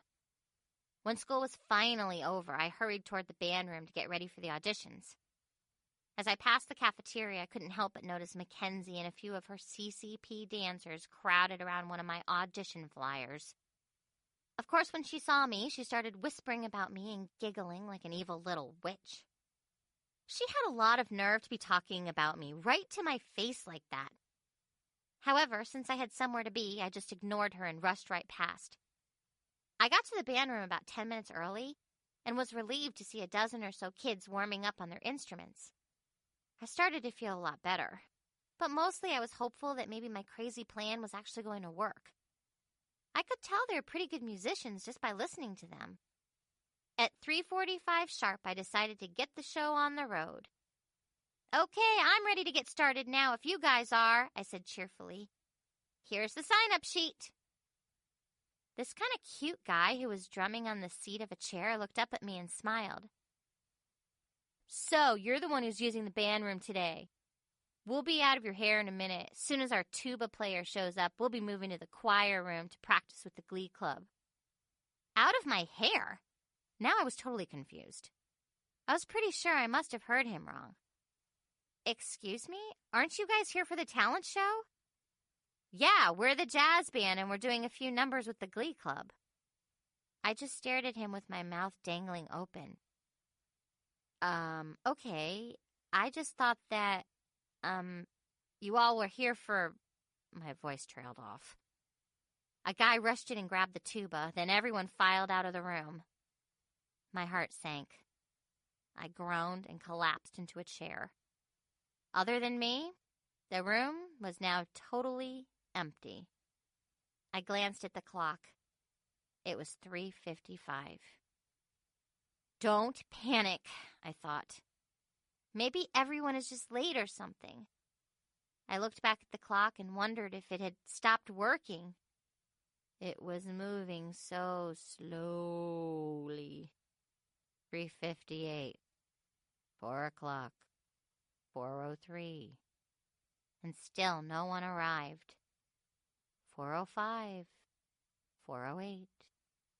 4:11. By 4:15, I sighed deeply and finally admitted the obvious. My brilliant plan was a complete and humongous flop. Not a single person had bothered to show up for my auditions. I couldn't remember the last time I'd felt so alone. I got a huge lump in my throat and tried to fight back my tears. I was such a loser. Maybe transferring to another school wasn't such a bad idea after all. It seemed very obvious that no one here actually liked me. I'd just been kidding myself to think so. My thoughts were interrupted by Violet, who stormed into the room and slammed the door. Oh, there you are. What the heck is going on? I told everyone they should have checked in here first. Some people are such idiots. You always know exactly how Violet feels about something. Mainly because she'll tell you rather loudly whether you want to hear it or not. But I kind of like that about her. Well, thanks a lot for canceling our auditions at the last minute. I've been practicing that stupid song on the piano for hours. I guess fame eludes me yet again, she huffed, scowling at me. I just shrugged and tried to wipe away my tears before she noticed them. I'm really sorry. Suddenly her face softened and she looked concerned. Hey, are you okay? Sure, just, severe allergies. Actually, I'm fine. But did you just say canceling? Yeah, you did it on such short notice. What happened? What do you mean, what happened? What do you mean, what do I mean? Violet looked at me like I was crazy. You canceled it, right? Okay, come look at this. I followed Violet down the hall, and we stopped at the exact spot I'd seen Mackenzie and her friends almost an hour earlier. Violet pointed at my flyer. See? It says canceled. Sure enough, scrawled across my audition flyer in black marker was the word canceled. I could not believe my eyes. I rushed farther down the hall to the flyer I'd posted over the drinking fountain. It said canceled. I took the flyer on the wall near my locker. Canceled. I went around the entire school ripping my canceled flyers off the walls. Then I threw them in the trash. No wonder no one had bothered to show up for my auditions. And I knew just who was behind it all. Mackenzie. I could feel the tears coming again, only this time they were tears of anger. Since it was almost time for my mom to pick me up, I decided to take a shortcut through the cafeteria to get to my locker. My mind was racing. I still had that tuition bill and no way of paying it. What was I going to do now? Tell my parents? It looked like that was the only answer.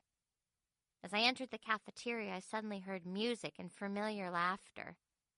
I froze and gasped. Just great. I had stumbled into Mackenzie's dance rehearsal. After what that girl had done to me, she was the last person I wanted to see. I quickly slipped between two vending machines and prayed no one had spotted me, and from there, I watched them practice. I had to admit, Mackenzie and her group were really good, especially Chloe and Zoe. As I had predicted, they were the best dancers by far. That's when I realized my situation was hopeless. There was no way I could win against her group. As the song ended, Mackenzie smiled at her dancers like a proud mother hen. Okay, everyone, that was fabulous. Let's take a 10-minute break. Before I knew what was happening, the entire room came rushing in my direction. Talk about crappy luck. There I was, trapped in a room with a bunch of hot, thirsty dancers. And where was I hiding? With the ice-cold sodas, juices, and bottled water, of course. I was like, way to go, Nikki. My stupidity never ceases to amaze me. I turned and tried to make a dash for the door, only I forgot about two little things. Well, actually, two very big things. The garbage cans. I accidentally bumped into the first one and then tripped and fell over the second one. And yes, unfortunately for me, the garbage cans were still filled to the brim with very nasty, slimy stuff that students had either refused to eat for lunch or tossed. And it smelled really, really bad. Like slightly rotting, I don't even know. I hit the floor with a thud and lay there stunned, covered from head to toe with disgusting garbage. I felt like such a klutz. I didn't know which was more painfully bruised, my butt or my ego. But the worst part was that I had an audience. Namely, every CCP in the entire school. And of course, Mackenzie was in rare form. OMG, Nikki, what are you doing in that garbage? Scavenging for dinner? Everyone was laughing so hard they could barely breathe. Well, everyone except Chloe and Zoe. Nikki, what happened? Chloe gasped. OMG, are you okay? Zoe asked frantically. My two best friends each grabbed an arm and helped me to my feet. They were being so sweet and kind to me, it almost made me cry. Mackenzie reached into her pocket and folded a piece of paper and waved it in front of my face tauntingly. It was one of my audition flyers. So, how did your little auditions for the talent show go? I see you chickened out and canceled at the last minute, she said. I couldn't believe she actually said that to me. I just stood there glaring at her as I pondered which was the fouler piece of garbage, Mackenzie or the reeking banana peel that was sliding down my forehead. I was about to answer when both Chloe and Zoe turned and stared at me with surprised looks on their faces. Wait a minute. You're going to be in the talent show? Chloe asked, obviously shocked. I thought you said you didn't have time because of your classes and homework load, Zoe added. Or is it that you just didn't want to be in the talent show with us? Obviously, Mackenzie hissed and handed them my audition flyer. Looks to me like she'd rather hang out with whoever wandered into her auditions than you two. Chloe and Zoe looked very hurt. I tried desperately to think up something to say to my BFFs.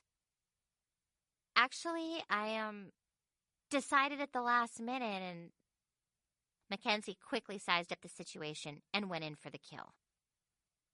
Well, Chloe and Zoe, now you know what kind of BFF you have, as in best fake friend. Nikki obviously wanted nothing to do with you two. She doesn't deserve your friendship. If there was an Academy Award for Best Actress in a BFF breakup scene, Mackenzie would have won. OMG, I feel so sorry for you too. She sniffed and blinked away phony tears. Then she hugged them both like their puppy had just died.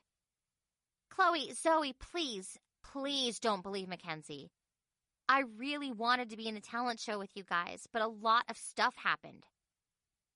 I couldn't believe how upset they were. They looked like they were going to cry. I was going to tell you about the band, too. I just hadn't gotten the chance yet, I muttered. I've heard enough. Nikki is treating you like dirt.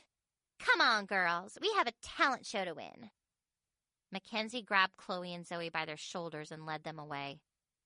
But before Mackenzie disappeared into the girls' bathroom, she flashed me an evil grin over her shoulder and mouthed, "Loser." And right now I'm feeling like one. Because thanks to Mackenzie, my life has been totally trashed. No pun intended. Wednesday, November 20th. I've pretty much given up all hope of being in the talent show. And I still don't have the slightest idea how I'm going to continue attending WCD. When I saw Chloe and Zoe and Jim today, I really wanted to apologize and try to explain everything before Mackenzie completely brainwashes them into believing all her lies. But I never got a chance to talk to them because our gym teacher announced that we were going to be playing basketball. Then she selected 4 captains to pick teams. Unfortunately, I'm a very crummy basketball player and have never made a basket in my entire life. So I wasn't the least bit surprised when I was the very last person to be picked out of the entire class. OMG. Talk about humiliating. And as if being the last person wasn't bad enough, the 4 team captains got into a heated argument over who is going to get stuck with me on their team.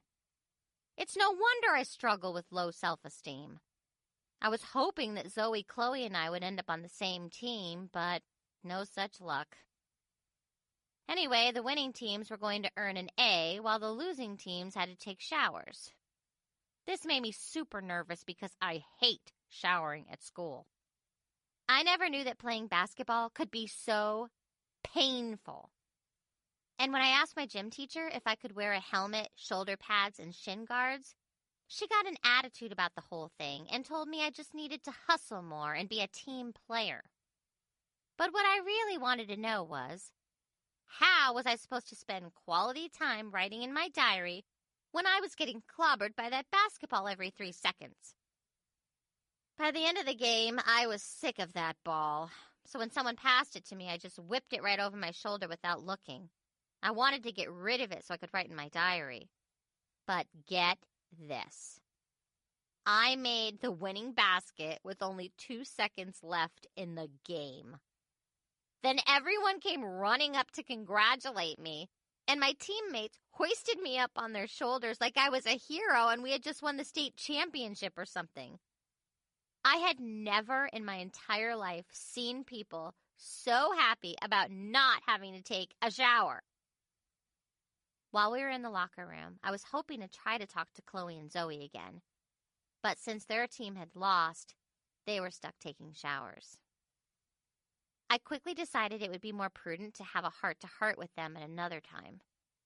Besides, I just don't know what to say right now, other than the truth, which at this point is not an option. Thursday, November 21st. OMG. I could not believe what happened in social studies today. The cruddy thing about being so depressed is that I hadn't really paid a lot of attention to my homework assignment. I mean, how can you study when your entire world as you know it is crumbling around you? To make matters worse, class participation is an entire third of our grade. So you can't just sit in the back of the room texting all your friends about how the class is so boring you're sitting in the back of the room texting all your friends. Since I wanted to improve my grade, whenever there was a question I knew the answer to, I tried frantically to get the teacher's attention. Teacher, is it really warm and stuffy in the classroom today, or is it just me? Oh, I know, pick me. Hey, it was a question, and I actually knew the answer. Of course, my teacher totally ignored me, like he always does when I know the answer. Then we started discussing that social studies reading assignment that I'd quickly skimmed. Teacher. So, who can tell me how a democracy, a republic, a federal republic, and a parliament are different from one another? And name a specific country as an example of each. Okay, let's see. I tried to avoid eye contact and hide behind my book while chanting over and over in my head, "Don't pick me, don't pick me, don't pick me." But did it work? Nah. Teacher. How about Miss Maxwell? Of course, I looked like a total idiot because I didn't know the answers to his 17-part question.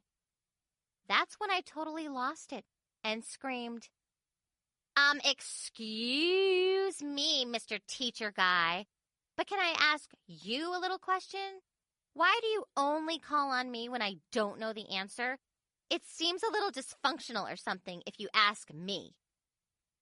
But I just said that inside my head, so no one else heard it but me. When class was finally over, I was putting my books in my backpack when the strangest thing happened. Violet came up and wanted to know if I was still going to put together a band for the talent show. I just stared at her with my mouth wide open. I could not believe she wanted to be in my band. Sure. I'd love to have you on keyboard, I said happily. Violet smiled and gushed. Thanks, Nikki. This is a dream come true. That's when Theodore turned around and gave me this really weird look. Although, to be honest, Theodore always looks a little weird. By some fluke of nature, he could easily pass as SpongeBob's human twin brother. Dude, you're putting together a band? He asked excitedly. Actually, yeah, I am. But isn't your band already signed up for the talent show? I asked. Theodore's band, Super Freaks, had totally rocked our Halloween dance. And according to the latest gossip, they were an inside favorite to win the talent show. Haven't you heard? Mackenzie convinced most of my bandmates to quit and join her stupid dance group. She told them the cheerleaders had crushes on them and were dying to be their dance partners. Now there are only 2 super freaks left, me and Marcus, Theodore said sadly as his eyes filled with tears. The rest of our guys have gone to the dark side. He was so upset. I actually felt sorry for him. I gave him a tissue and he blew his nose. I'm really sorry to hear that, I said, trying to look very sympathetic that he'd lost the majority of his bandmates to the dark side. Boy, did that sound familiar. So, do you guys need a bass and lead guitar player? Theodore asked hopefully. The jobs are yours, I said happily. I explained to them both that I'd already made arrangements to use the band room for practices and that maybe we could have our first practice tomorrow morning. And since the deadline for entering the talent show was also tomorrow, I'd sign us up first thing in the morning. Cool, said Violet. Yes, very cool, Theodore added. That's when it finally occurred to me that we still had a major problem. The only remaining issue, guys, is that we need a drummer. We can't do this unless we have a drummer. I felt like a balloon that had just had all the air let out of it. Violet looked crushed. You're right. We won't stand a chance. Crud! My music career is over even before it got started. Theodore squinted his eyes and tapped his chin like he was doing a really hard geometry problem in his head or something. Well, like I said earlier, the Super Freaks drummer has gone to the dark side. But I know another guy I could ask. He said he was too busy to be in our band, but I'm thinking he might be willing to hang out with us just for a week or two for the talent show. He's really good, too. Really? I said, hopeful again. Definitely ask him. I started thinking this crazy plan might actually work. Hey, we're in it to win it, I said, giving Violet and Theodore a high five. So I'll see you both tomorrow morning then, I said as I grabbed my backpack and calmly walked out of the room. But inside my head, I was so happy. I was doing my Snoopy happy dance. La la la, I'm la la la in la la la a band. OMG, I could have boogied all the way to my next class. Mackenzie has convinced my best friends and Theodora's bandmates to join her dance group by cleverly brainwashing them. And she has stolen my crush by flirting with him and pretending to be interested in photography. But now I am about to make a comeback. Starting today, I am going to put my time and energy into my new band. And we are going to be fierce. Yeah, baby!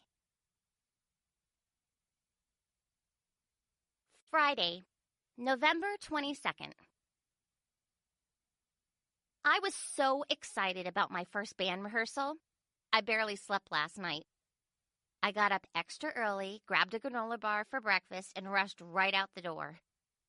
Even though school didn't start for another hour and 15 minutes, the halls were already noisy with ongoing practice sessions. I was happy to see the main office was open, and I stopped in to fill out the paperwork to enter our band in the show. Just as I was about to finish up, the last person I wanted to see walked in. Okay, make that the second to last person. With so much other stuff going on, I just didn't have the energy to deal with him right then. I tried my best to hide behind my backpack so he wouldn't see me. But it didn't work. "Hey, you," Brandon said with a big smile. He seemed pleasantly surprised to see me. "What's up?" I answered, coolly nonchalant, like I hadn't just been trying to figure out how to crawl into my backpack and zip myself up. "Nothing much. I just stopped in to say hi to a friend," he answered. I quickly glanced around the office. No students were in there except us. "Well, no one has come in since I've been here," I said, trying to sound like I didn't care. "Hey, aren't you my friend?" Brandon teased. "Oh, you meant me? Sorry.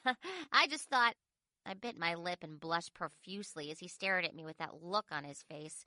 The one that can send me into a severe and debilitating case of RCS, roller coaster syndrome, in mere seconds. I was like, "Whee!" But I just said that inside my head so no one else heard it but me. I tried to regain my composure. "So what are you doing here so early, other than saying hi to a friend?" "Actually, I'm here for a talent show practice. I kind of got talked into it at the last minute." I felt like someone had just dumped a gallon of ice water down my back. Brandon? In the talent show? Suddenly, it occurred to me that if Mackenzie needed a dance partner, he'd definitely be her first choice. I mean, why not? But how could Brandon just let Mackenzie wrap him around her little finger like that? "Oh, really? How quaint," I said through my clenched teeth. "So I take it you're dancing with your little picture pal." Brandon blinked and looked slightly confused. "Picture pal? I don't have a—" "Oh, you mean Mackenzie?" "Duh." I gave my best fake smile. "Yeah, I just hope you survive your Big Mac attack." Then I very obviously rolled my eyes at the ceiling. Brandon laughed, leaned over, and playfully nudged me with his elbow. "Nikki, you kill me, Big Mac attack." Personally, I didn't see what was so dang funny. "Yeah, you two have been inseparable lately, all that photo bonding." Brandon laughed even harder. Why? I was not trying to be funny. Finally, he glanced at his watch. "Well, I better get going. See you later." Couldn't control myself. It was like I had diarrhea of the mouth or something. "Good luck with your camera, cutie. I hope you both, break a leg." Brandon shook his head and gave me a weak smile. Thanks, I guess." Then he turned and walked out of the office. I stared at him until he disappeared down the hall.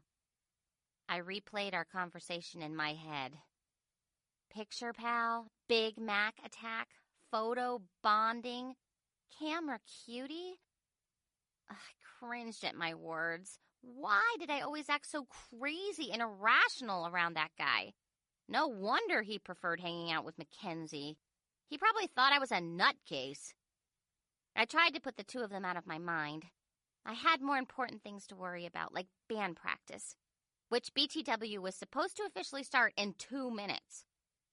I needed to finish the entry form and hand it in, or we wouldn't be able to perform. I had completed all the questions but one. Name of act. We still needed to come up with a slightly edgy, cool-sounding name. Something like Purple, Poison, Fuzzballs of Doom? Not. Or maybe Hungry, Plastic, Screaming Toenails? Not.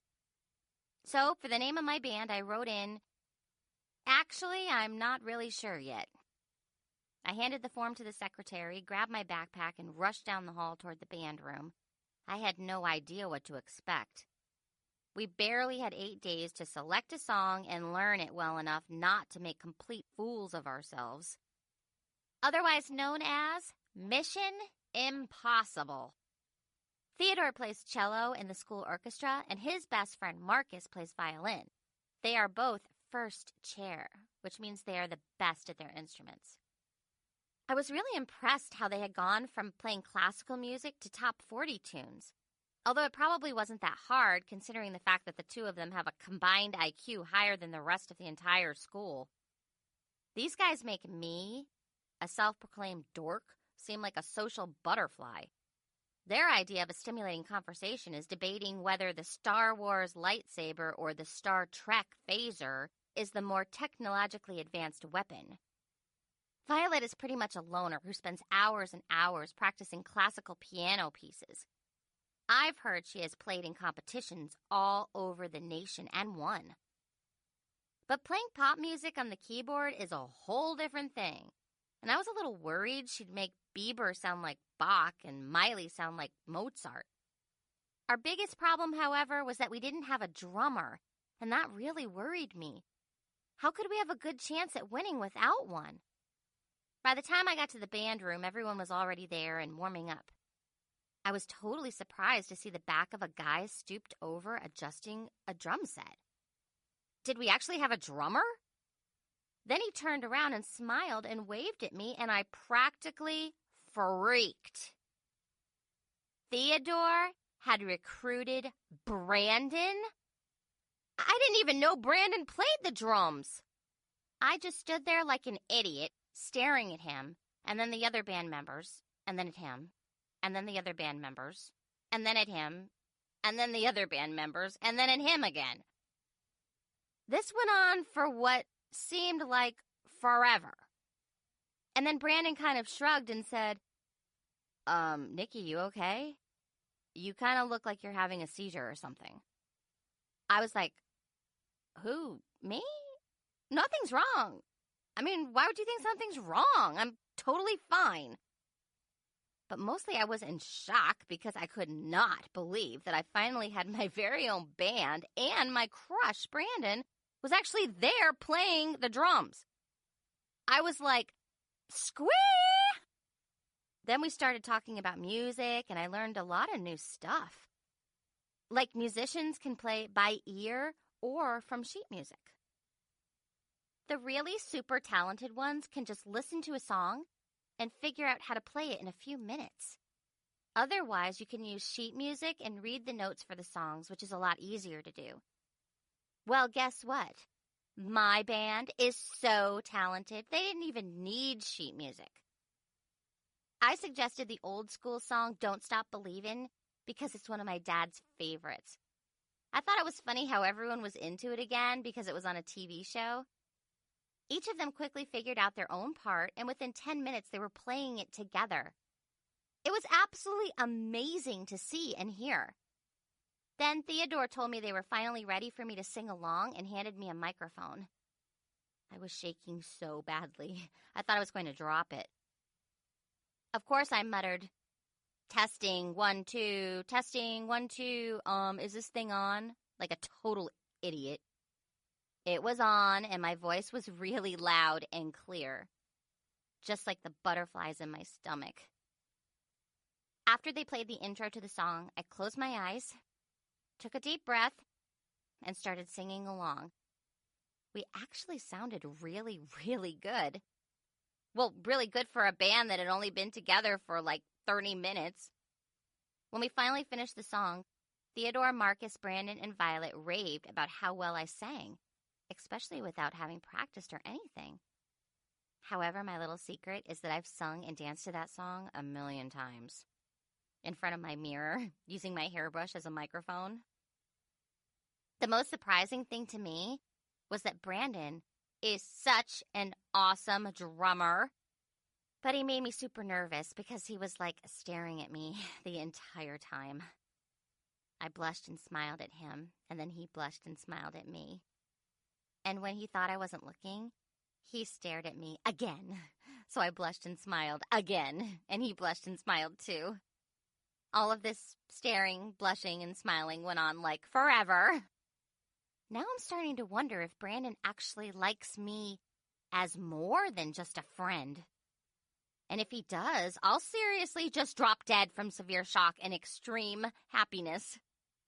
I even wrote a poem about him. Death by Drummer by Nikki Maxwell. Thump, thump goes your bass drum, like the relentless pounding of my lovesick heart. Rat-tat-tat goes your snare drum, like fragile bullets of hope, piercing the cloud of pure nothingness that is me. Crash, bang, crash goes your cymbal, like me very clumsily, knocking over that row of folding chairs because you make me so insanely nervous. Does your skin sparkle in the sunlight? Probably not. But your intense eyes smother me, and your gentle smile fatally wounds my jaded soul. My heart skips a beat, and suddenly stops, overwhelmed by the awesomeness that is you. Give me liberty, or give me death by Drummer. Before I knew it, the hour had passed, and it was time to leave for our first hour class. Since the talent show is next Saturday, we decided to practice 1 hour before school and 1 hour after school every day for the entire week. Which means I'll be spending a lot of time with Brandon. Squee! Being in this talent show is one of the most exciting things I've ever done in my entire life. I was really happy and in a super good mood the rest of the day. Even when I saw Mackenzie and Jessica whispering and giving me the evil eye during lunch, I was like, whatever. My new band is beyond fabulous. And now I have a really good shot at winning that scholarship.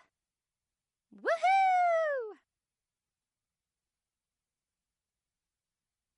Saturday, November 23rd. I plan to spend the entire evening brainstorming ideas for my band. The show is less than 1 week away, and we still need to come up with a name, select a song, and figure out what we're going to wear. Unfortunately, my parents announced that it was family movie night and insisted that I come down and watch a rented movie with them. My inner child screamed, "No!" OMG!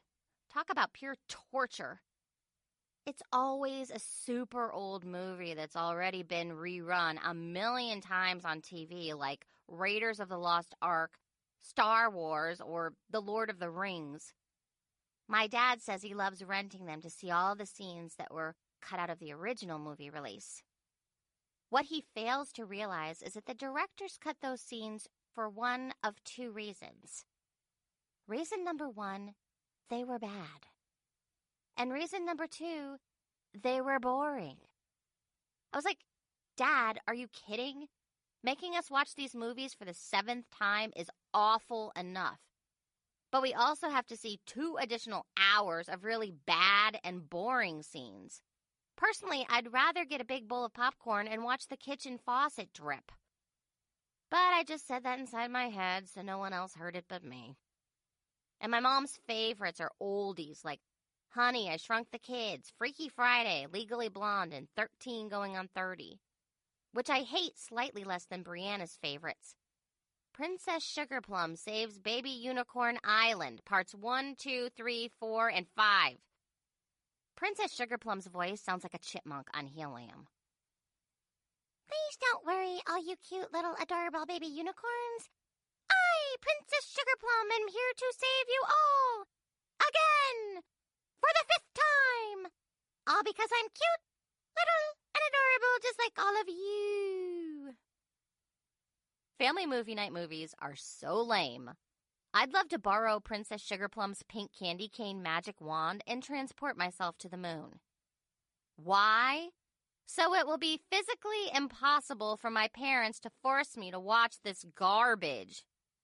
That's why. I'm just saying. Sunday, November 24th. Tonight my parents went out to dinner and asked me to babysit Brianna. At first I was like, no way. But I finally agreed to do it after they offered to pay me. I need the money to make some super cool t-shirts for all my bandmates. We're going to look awesome wearing matching t-shirts with jeans when we perform at the talent show. Am I not brilliant? Anyway, the worst thing about babysitting Brianna is that she always takes total advantage of the situation. And since I'm getting paid, she acts like I'm her little playmate for hire or something. Which means for the past 2 hours, I've valiantly suffered through a very off-key live performance of Brianna and Miss Penelope singing the hit, Single Ladies.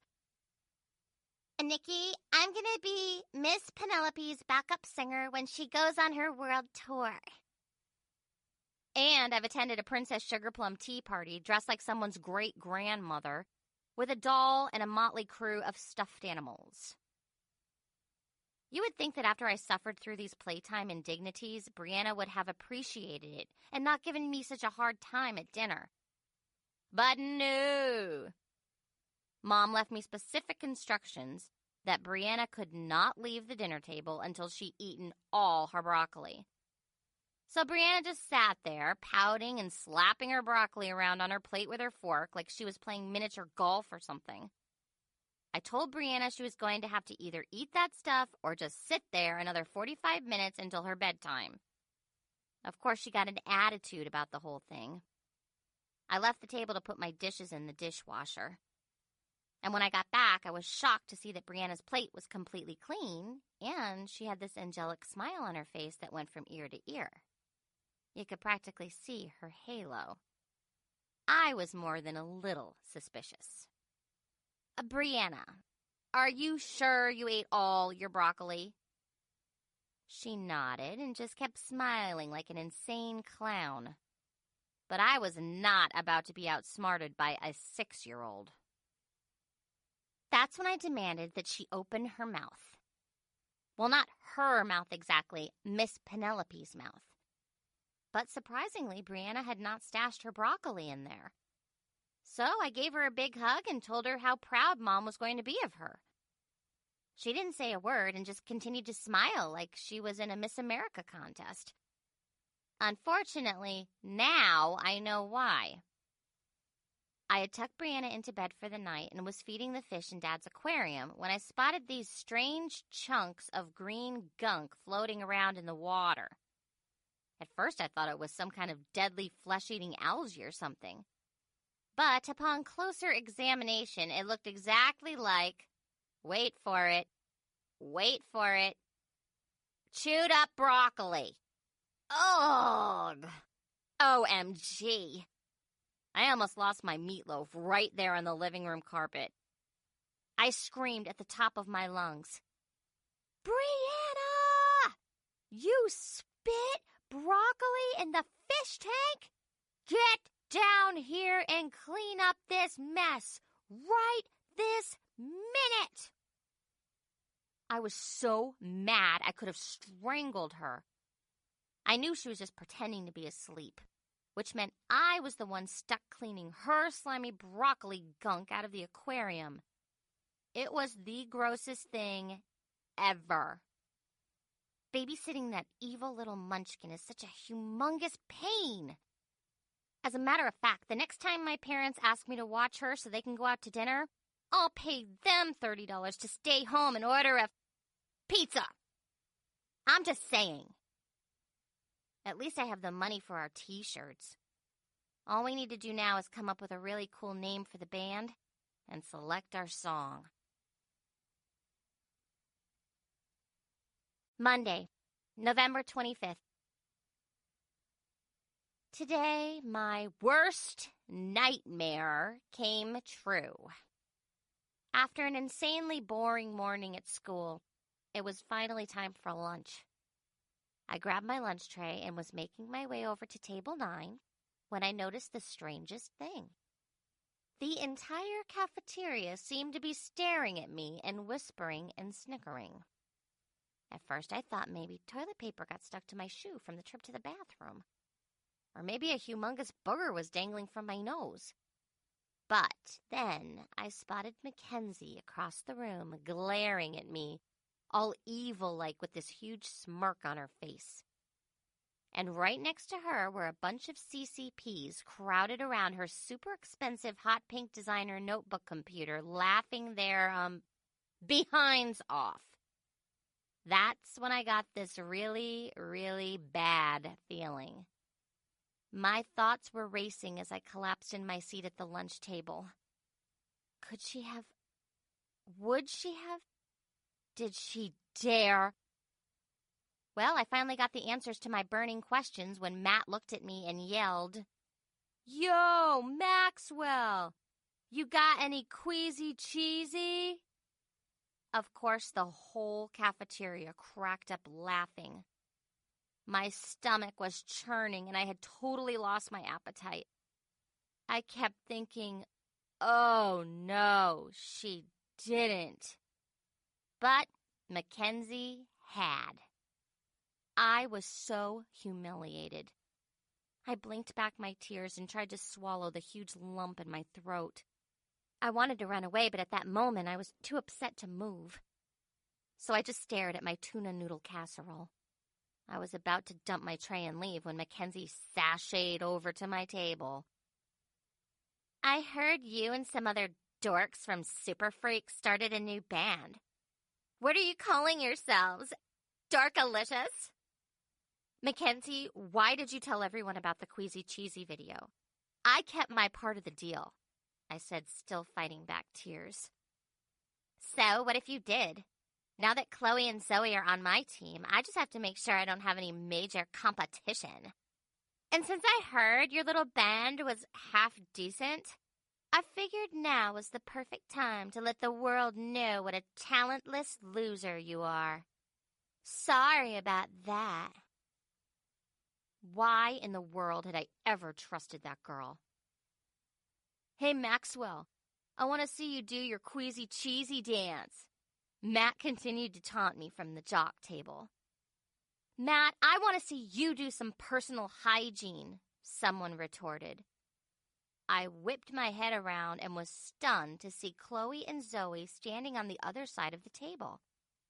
When had they gotten there? Chloe slammed Matt with yet another insult as she slid into the seat to my left. "Dude, even your flies are starting to drop dead from the odor."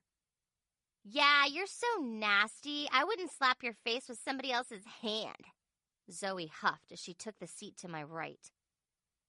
I almost fell over from shock. It seemed like we hadn't sat together at lunch for ages. "Are you okay?" Chloe asked and gave my shoulder a squeeze. "We heard about that YouTube thing." "We actually thought you and your sister were adorable," Zoe said, smiling. I didn't believe that adorable part for 1 minute. I look like a total idiot in that video. And it was very obvious that Chloe and Zoe were just lying through their teeth to try to make me feel better. Which was one of the nicest things they have ever done for me. They are the sweetest BFFs ever. I don't deserve friends like them. I was just about to apologize to Chloe and Zoe and try to explain everything when Mackenzie started shrieking like a lunatic. Chloe, Zoe, what are you two doing? I specifically instructed all my dancers to sit together at table 4. You guys don't have to sit with me. We can talk later, okay? I muttered. Mackenzie rolled her eyes at me. Besides, Nikki is about as talented as a toilet plunger. OMG, that video was painful to watch. Well, at least I'm not a shallow, fashion-obsessed diva like you. If your brains were dynamite, you wouldn't have enough to blow your nose, I shot back. Oh, please. You're just jealous because you're not in my dance group. Everyone knows we're going to win, Mackenzie spat. Chloe, Zoe, it's either Nikki or me. You better decide right now. Slowly, they both stood up. I felt horrible that they were choosing Mackenzie, but I really didn't blame them. I was the biggest dork in the school, and she was the biggest diva. Well, I'm glad to see you girls have finally come to your senses. At least you know a phony friend when you see one, Mackenzie said smugly. It wasn't a hard choice at all, Chloe said. I agree. There's so much phony baloney that if I had bread and mustard, I could make a sandwich, Zoe exclaimed. I just stared at my two friends. I felt like I had been kicked in the stomach. Then Zoe placed her hands on her hips and took a step towards Mackenzie. We heard every word you said to Nikki. And you know what? You really need to get over yourself. It's hard to breathe up here with your stink attitude. I could not believe Zoe had just said that. Chloe folded her arms and nodded.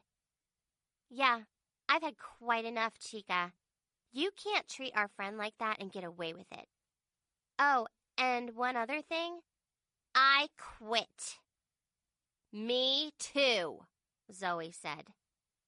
What? You can't quit, Mackenzie shrieked. We just did, Zoe said. Yeah, what part of I quit do you not understand? Chloe asked.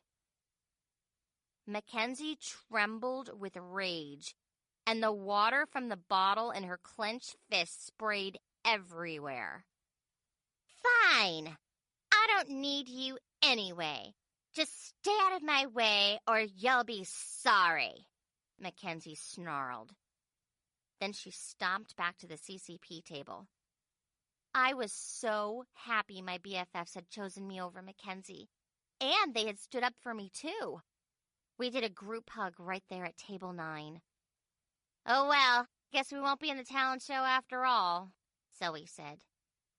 Yep, that's showbiz, Chloe quipped and gave us jazz hands. Hey, I have an idea, I said. Why don't you guys join our band? We're practicing after school today. We could use 2 more singers. I don't know, Chloe said. Yeah, Zoe agreed. I'm kind of sick of all the drama. Please, I begged. It would be just like our Ballet of the Zombies days.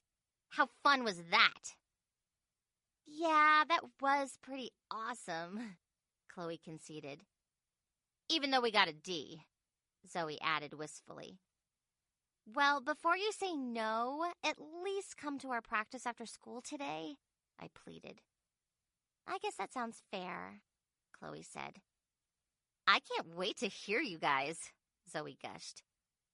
I could see Mackenzie staring at us from across the cafeteria and whispering to Jessica. But none of that mattered. I finally had my BFFs back. Tuesday, November 26th. We had a blast at band practice yesterday. Chloe and Zoe were super impressed. And since they already knew everyone, they fit right in. So now they're official members and will be dancing and singing backup. I can hardly believe my BFFs and I are actually going to perform on stage together. Squee! Mackenzie's master plan to keep me out of the talent show had failed miserably. And now I was about to become her worst nightmare. Stiff competition.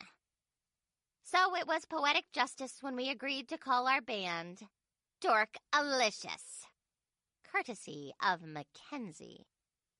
We even wrote an original song that was inspired by Mackenzie's little insult. It all started when Violet crossed her arms and smugly announced, "Hey, I'm a dork and proud of it." Then we started joking about which of us was the biggest dork. The guys were like, "Can you please stop goofing around?"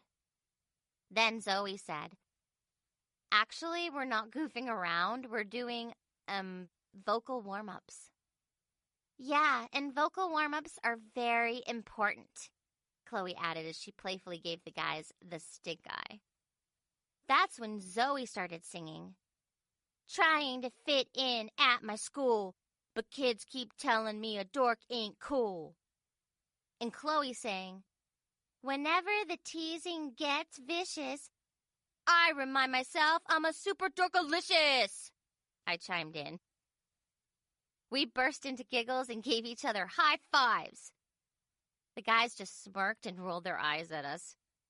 Then the three of them started whispering to one another. I knew they were up to something, and I figured they were going to try to outdo us. I was right. They started clowning around too. The next thing we knew, they were dancing, singing, and fronting like hardcore rappers. Dork, nerd, geek, freak is all you see, but just back off and let me be me. We all laughed so hard our sides hurt. The weird thing was that our song had a catchy melody and a really great beat. It was the kind of song that gets stuck in your head for the entire day. Even though it was supposed to be a joke, us girls actually liked it. Of course, the guys thought we were nuts, but they finally agreed to let us try to turn it into a real song. While Violet, Theodore, Brandon, and Marcus worked on the music, Chloe, Zoe, and I quickly grabbed a piece of paper and finished writing the words. By the end of our practice session, we had a very cool original song about not fitting in at school and being who you really are.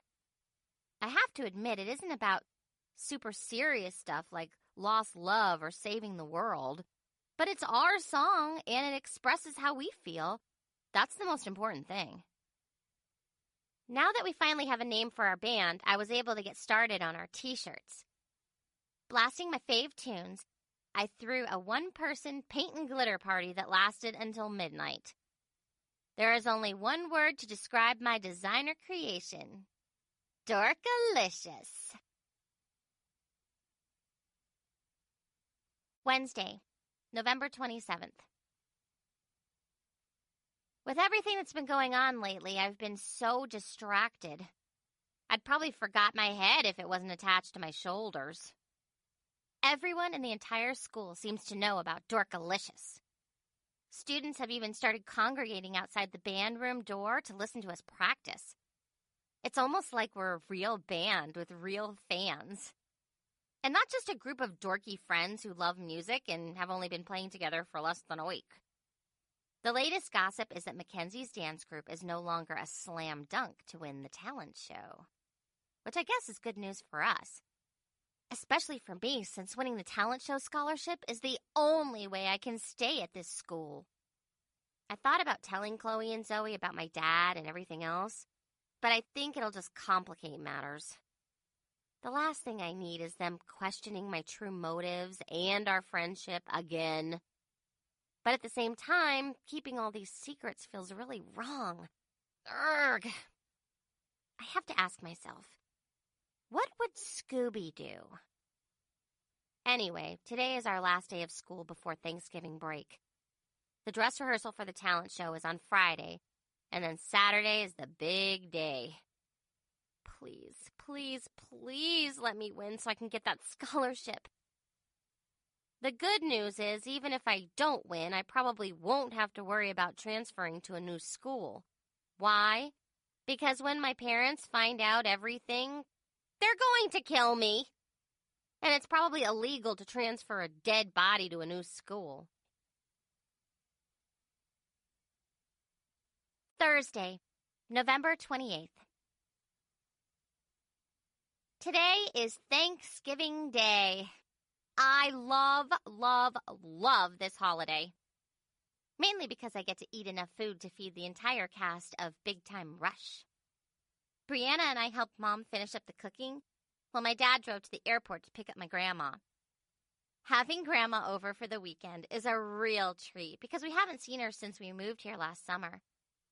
She said there was no way she was going to miss seeing me sing in the talent show, and she was coming even if she had to ride her Segway the entire 300 miles.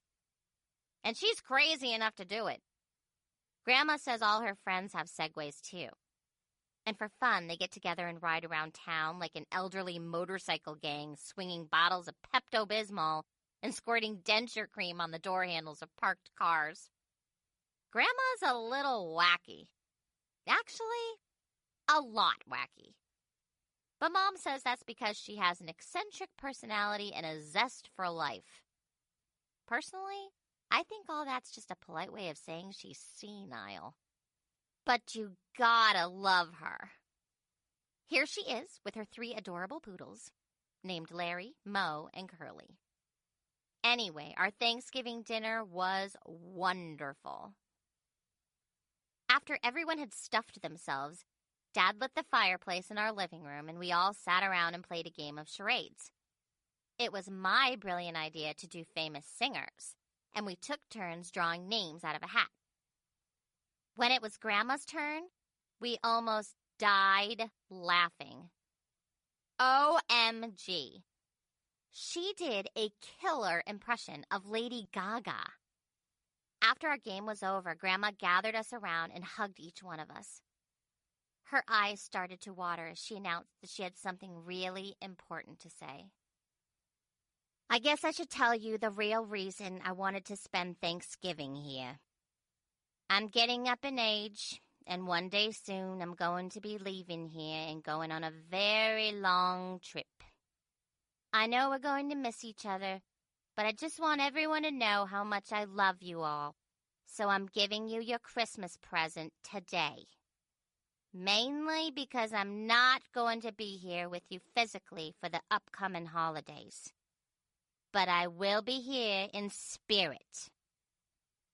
That's when Dad got really emotional, and tears started streaming down his face. Mom, we love you too, but please don't talk about dying and leaving us. OMG, it was so sad. Even I sniffled a couple of times.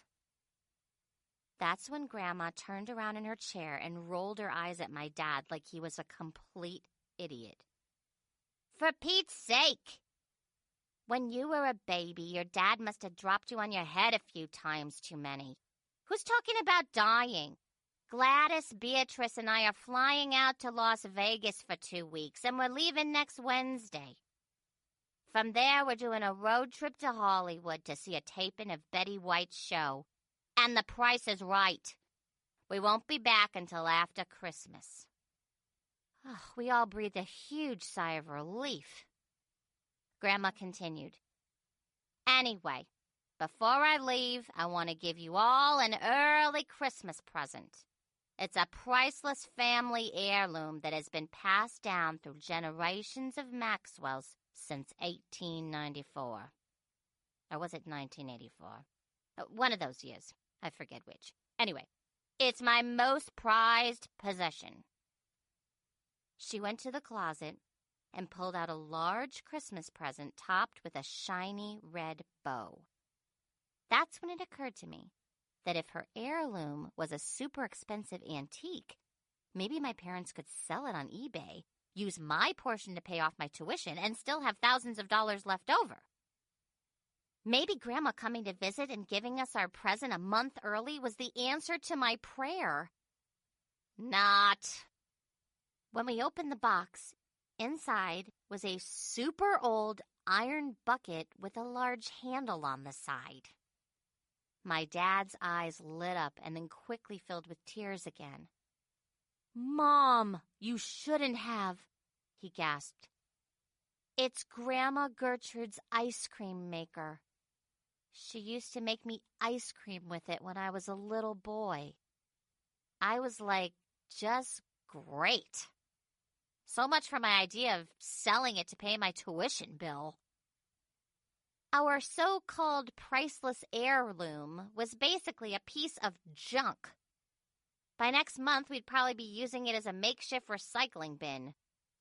Then, during our annual spring cleaning, Mom would pay the junk hauler to take it and a few other of Dad's garage sale treasures, like his paddle-less canoe, to the city dump.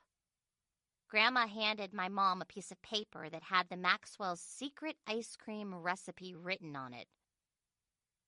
"I'd love some creamy, delicious Maxwell family ice cream for dessert. Anyone else?" Grandma beamed proudly.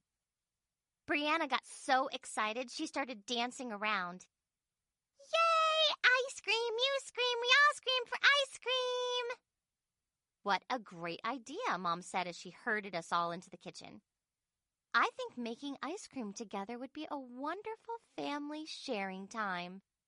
Come on, everyone. Fun, fun, fun." I was like, oh, crud. Family sharing time again? No. Making homemade ice cream sounds like a harmless, family-friendly activity, right? But not with an antique cast iron hand-cranked ice cream maker. Things got really complicated when Dad showed Brianna what he used to do for fun when he was her age. When Mom wasn't looking, he and Brianna tried to sneak a few licks of ice cream that had spilled over the sides. Who'd have thunk such an old-fashioned gadget like that could reach futuristic sub-zero temperatures? After this little fiasco, I know for certain who Brianna inherited her lack of intelligence from. I thought for sure their tongues were going to freeze solid, snap off, fall on the floor, and shatter into a million little pieces. Luckily, Dad and Brianna only ended up with a mild case of frostbite and a severe but temporary lisp. I was surprised Mom's ice cream was so delish.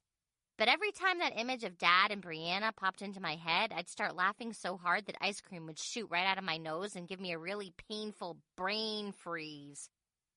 Hey, I wonder if it's true that if you take a hot shower right after a brain freeze, your brain will melt and you'll turn into a CCP. Anyway, we had a very happy Thanksgiving. Friday, November 29th. Today was the talent show rehearsal at the WCD High School Auditorium. It's a fairly new facility that seats 2,000 people. Just the thought of performing in front of such a large crowd gave me butterflies. The guys set up all our equipment while Chloe, Zoe, and I did vocal warm-ups. Violet hung out with us too and kept telling us how great we sounded. The high school student producer of the talent show was Sasha Ambrose, a super talented senior who won the competition 2 years straight when she was in middle school.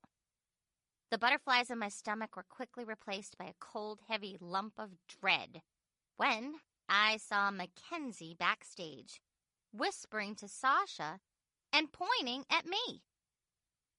All the talent gathered in the auditorium and waited excitedly for Sasha to assign dressing rooms and give us our order of performance. There was a total of 18 acts, and she called them up one by one, except Dorkalicious. After all the others were dismissed to go backstage, she finally motioned for us to have a seat in the front row. Of course, we were all concerned about why we hadn't been called up along with the others. Sasha pulled out our entry form, read it over, and slowly shook her head. "So, what's the name of your group?" "Dorkalicious," we all answered at once. "Well, unfortunately, I have some bad news. It's been brought to my attention that the deadline for all entry forms was Friday, November 22nd, and it specifically states here in writing that failure to submit a completed form will result in disqualification from the show. I didn't have the slightest idea why she was telling us all of this. I had personally completed our entry form right there in the school office and handed it in before the deadline. We all started to panic and talk at once. Sasha raised her hand, signaling us to quiet down. Listen, people, I'm sorry, but the rules are the rules. I don't understand, I said. I filled out the form and turned it in myself. How can we be disqualified? I was on the verge of tears. Yeah, it was turned in on time, she answered. The problem is that it's incomplete. It doesn't say on here that the name of your group is Dorkalicious. She handed the entry form to me, and everyone crowded around to read it for themselves.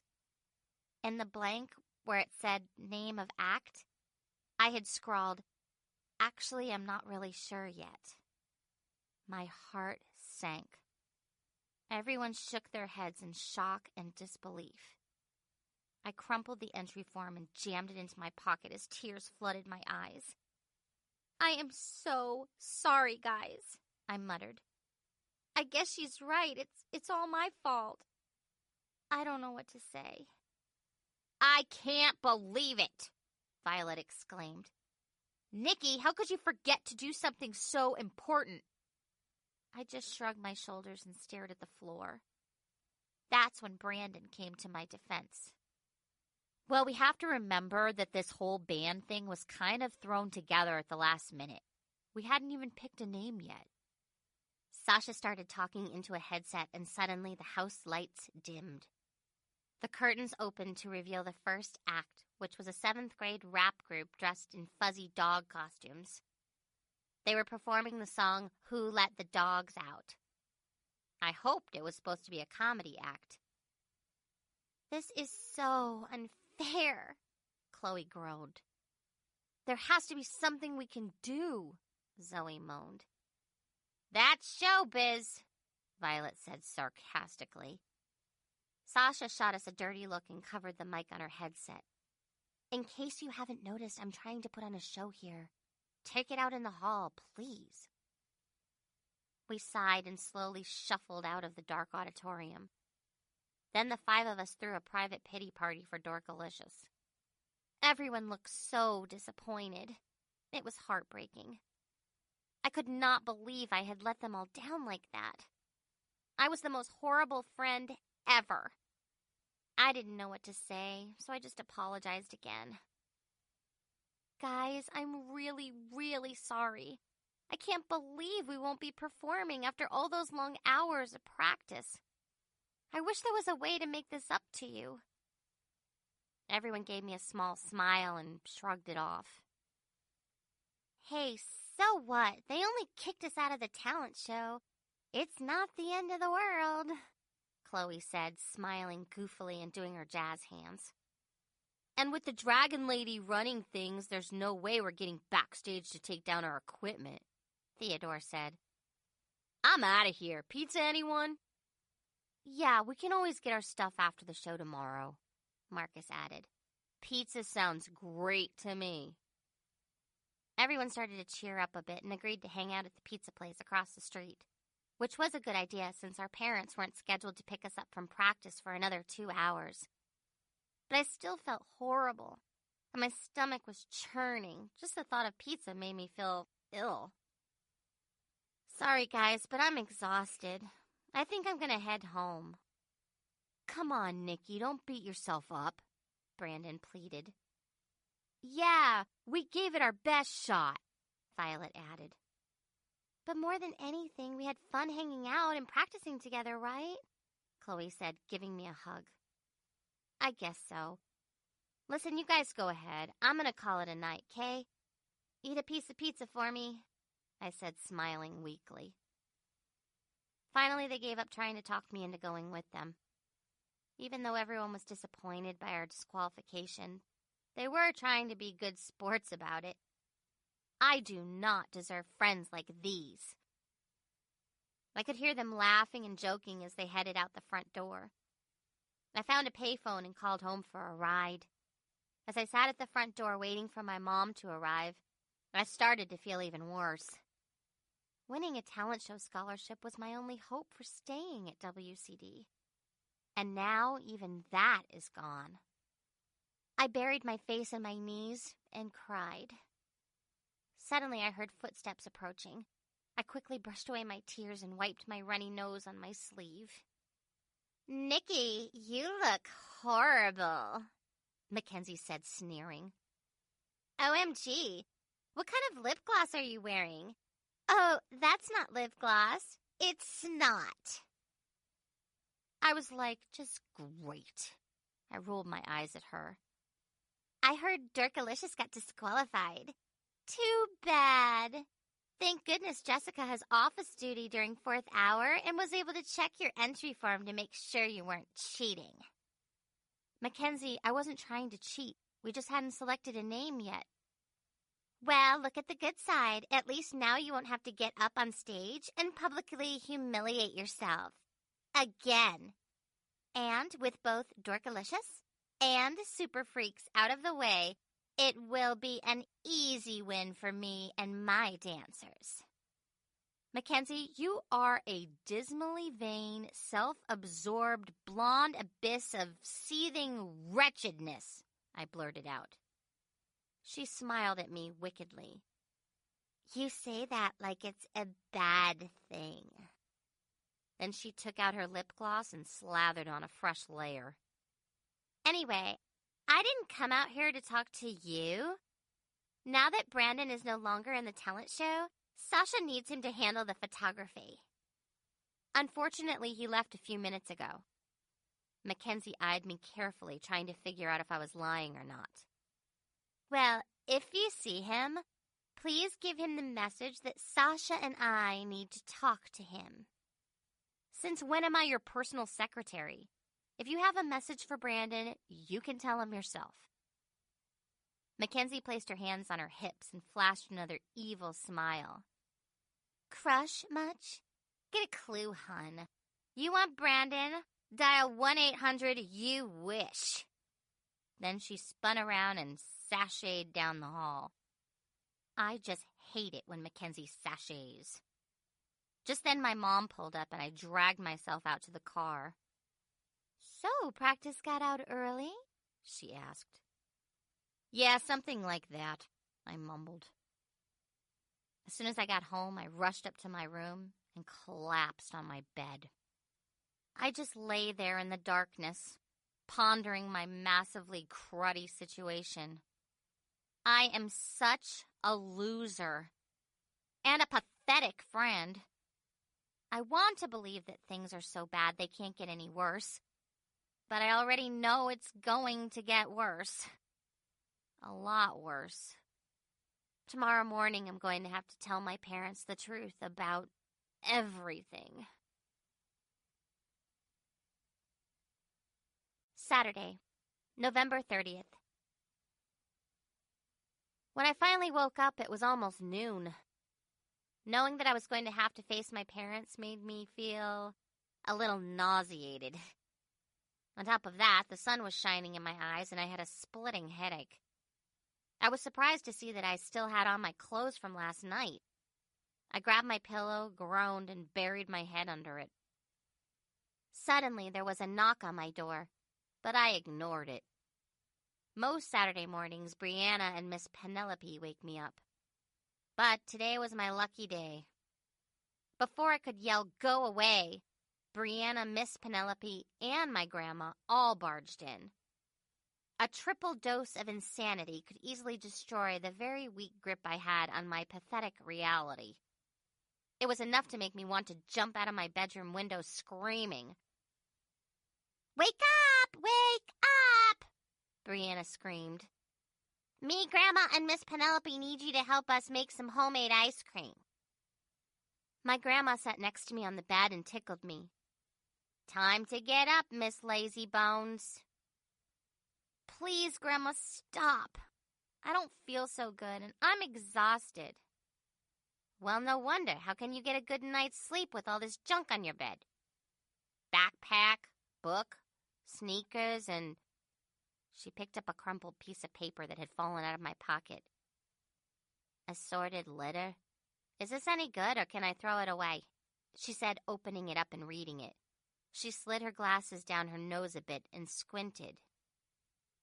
Oh, that thing, it's nothing, just toss it, I muttered. I shoved my head back under the pillow, hoping Grandma and Brianna would take the hint and get lost. Are you sure, honey? This looks like it might be important, WCD Talent Showcase entry form? So the name of your band is... Actually, I'm not really sure yet. Now that's a bit odd, don't you think? Miss Penelope says she's looking for chocolate cupcakes. Any cupcakes in here, Nikki? Brianna said as she rummaged through my sock drawer. That's when I peeked out from under my pillow. No, Brianna, there are no cupcakes inside my sock drawer. And Grandma, no, that's not the name of my band. Like, how totally stupid would that... I stopped mid-sentence. Inside my head, my brain was screaming, OMG, OMG, that's it. I had just gotten the most fantastic idea. Maybe there was still hope for our band after all. I was so happy I hugged Grandma. I love you, Grandma. I giggled as I jumped up and down on my bed. She climbed up and joined me. I love you too, sweetheart. I'm glad you're feeling better. Hey, what about me? Brianna screeched. And Miss Penelope, we want to jump too. All four of us held hands and jumped on my bed like it was a trampoline or something. I promised to help make the ice cream as soon as I'd made a few phone calls. So Grandma and Brianna rushed downstairs singing, Girls Just Want to Have Fun at the top of their lungs and really off-key. I could hardly wait to call Chloe and Zoe. When I told them my idea for getting us back into the talent show, they thought it was brilliant. Next, we called Violet, Brandon, Theodore, and Marcus, and made plans to meet with Sasha to update her about our new status. My final task was to make some major design adjustments to our band t-shirts. Later that evening, everything went as planned, and we cornered Sasha backstage. I smoothed out our crumpled entry form as best I could and handed it back to her. However, before Sasha could read it, Mackenzie came rushing over. Nikki Maxwell, what are you doing here? Sasha has already told you Dorkalicious is disqualified. Mackenzie, we're not entering the talent show as Dorkalicious, I said happily. Our entry form is correct. Mackenzie looked totally confused. What? If you're not Dorkalicious, then who are you? She obviously didn't have a clue. Sasha read over our entry form and slowly nodded. Yeah, it makes sense. If that's the name of your band, I guess you guys are back in the show. What? How can they be back in the show? Nikki, you can't get away with this. Mackenzie screamed, stomping her foot like a toddler having a temper tantrum or something. It's not fair. Later, Mackenzie, I said. Break a leg. Only I really meant it. Well, okay, I meant it just a little. The word got around quickly that we were back in and that the competition was going to be brutal. After the show started, we sat in a dressing room watching all the other acts on a television monitor. There were magic acts, dance groups, bands, singers, and musicians, and most of them were really good. Winning the talent show was not going to be easy. After about an hour and a half, the assistant stage manager finally took us backstage and told us to wait in the wings since we were going next. Mackenzie's dance group was performing, and I had to admit they were awesome. They wore sequin jumpsuits and pretty much danced their butts off to a medley of the latest pop tunes. The crowd went wild. Since our band was added to the lineup at the last minute, we were the last act to go. Violet and the guys were entering from stage left, and Chloe, Zoe, and I were entering from stage right. While we were waiting to go on, suddenly my stomach started doing double somersaults.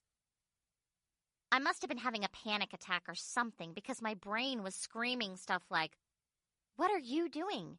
You can't go out there and sing in front of all those people. What if you mess up? Your life will be ruined." But I wanted that scholarship so badly that I didn't have a choice. Chloe and Zoe must have sensed my fear because they each took my hand and squeezed it and told me I was going to do fine. My knees still felt really wobbly. But it was great to know that if they actually gave out and I fell over, Chloe and Zoe would be there to drag me across the stage and stick the microphone in my hand. They are like the best friends ever.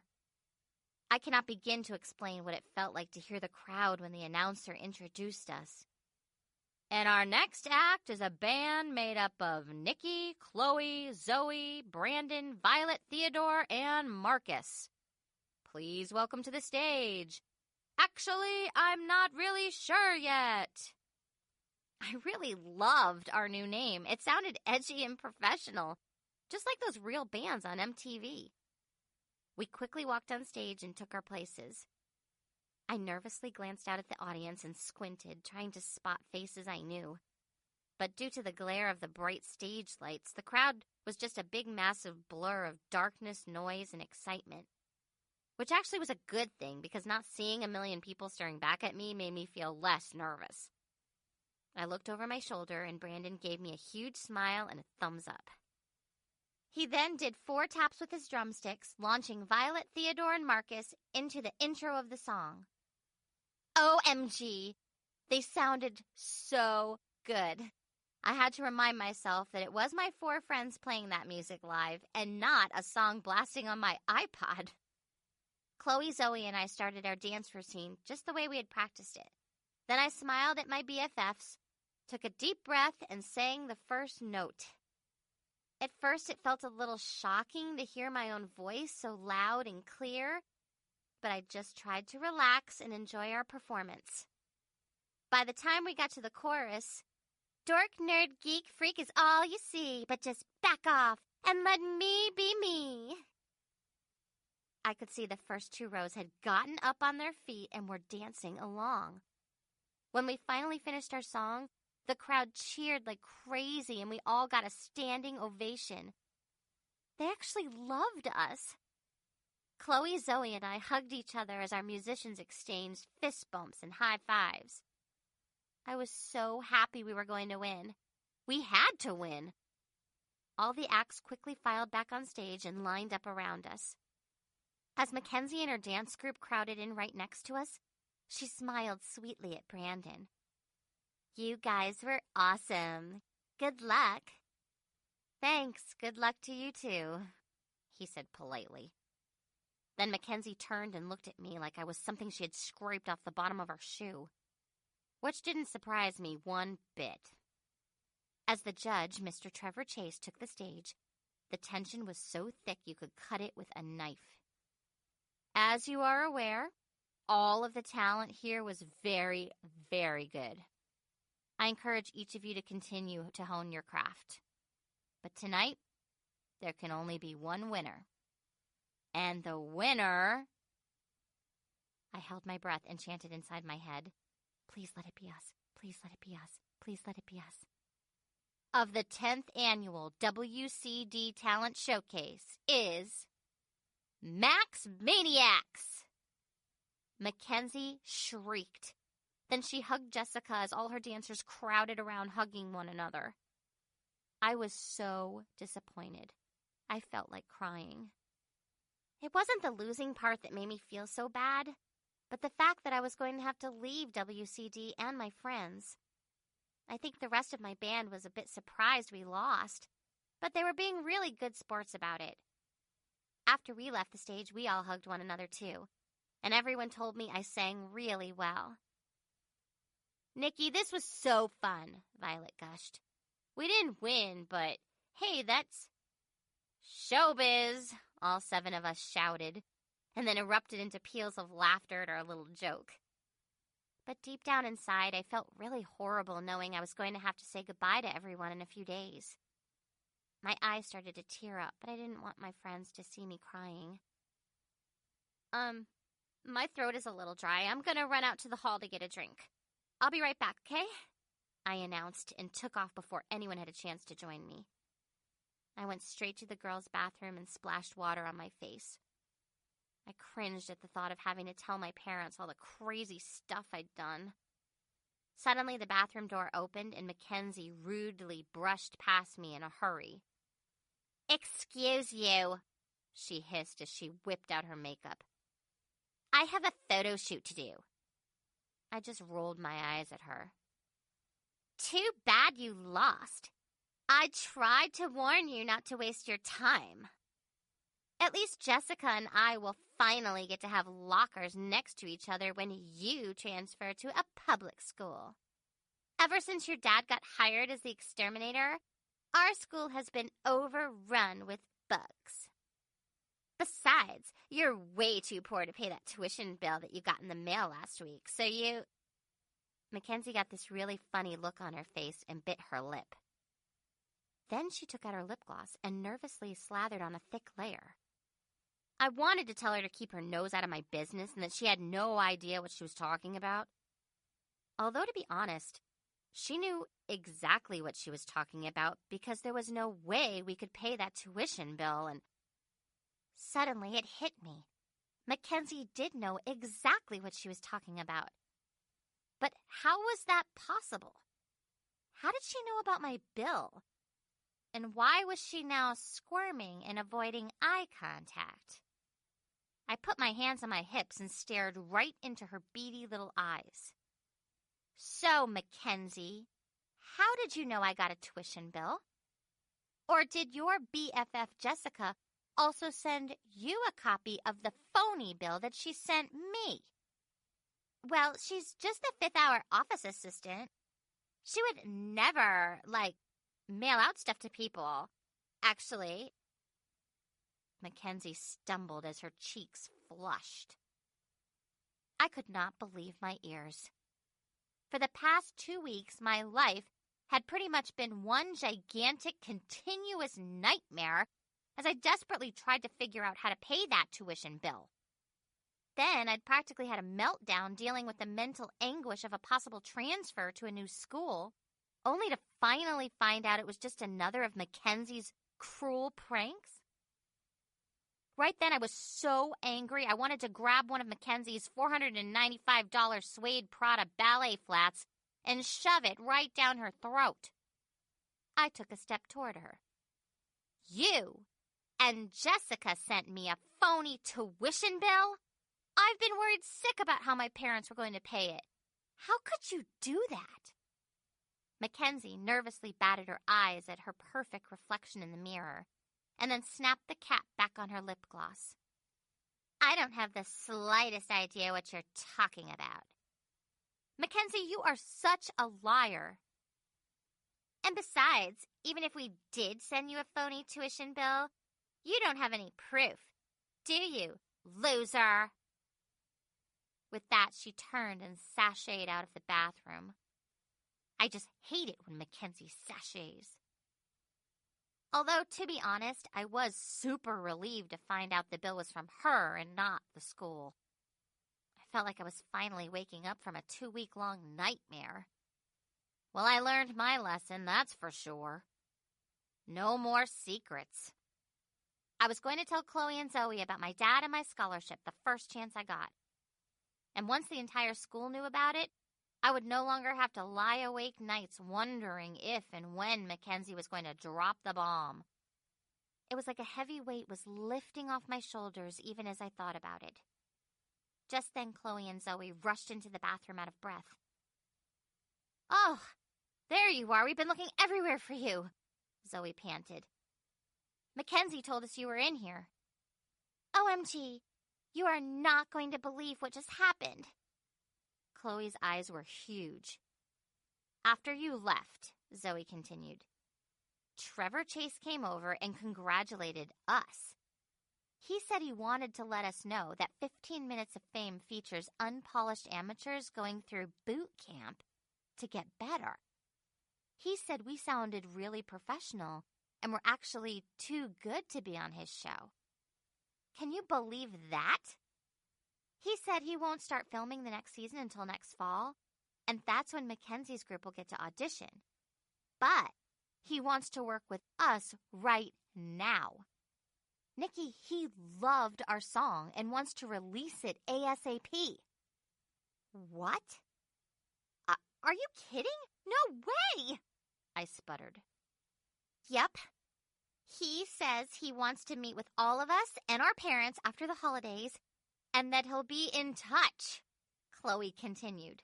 The three of us started screaming and did a group hug. I could not believe that people all over the world might actually be able to hear our song. And if we made any money, I could use my portion to finally buy myself a cell phone. Back in the auditorium, I was talking to my parents when Principal Winston came up and congratulated me. I was praying that he wouldn't mention that bug extermination fiasco. But he did. Apparently, my parents had run into Principal Winston and his wife at that restaurant last Sunday. He and Dad had chatted and then arranged a meeting for next Saturday to evaluate the WCD bug problem. Thank goodness my dad had not gotten fired after all. I was so relieved. I never thought in a million years I'd actually be happy he was the WCD exterminator. But more than anything, I'm super grateful that Dad arranged my scholarship. I guess I didn't really appreciate it until I thought I had lost it. Anyway, I already know the only bugs Dad and Principal Winston are going to find at WCD are in a jar in Mackenzie's locker. But I've learned my lesson the hard way, courtesy of Mackenzie. I will never, ever stick my nose in my dad's business again. And that's a promise. So I just kept my big mouth shut about the WCD bugs. After we'd changed out of our band t-shirts, Chloe, Zoe, and Violet went back to the dressing rooms to pack up the rest of our stuff. Brandon and I sat in the second row of the auditorium, which was now pretty much empty. He told me that renaming our band, actually I'm not really sure yet at the last moment, was pure genius. But I admitted that it was my grandma who had given me the idea. He also said he was really proud of me and that I was such a good singer I could be a star.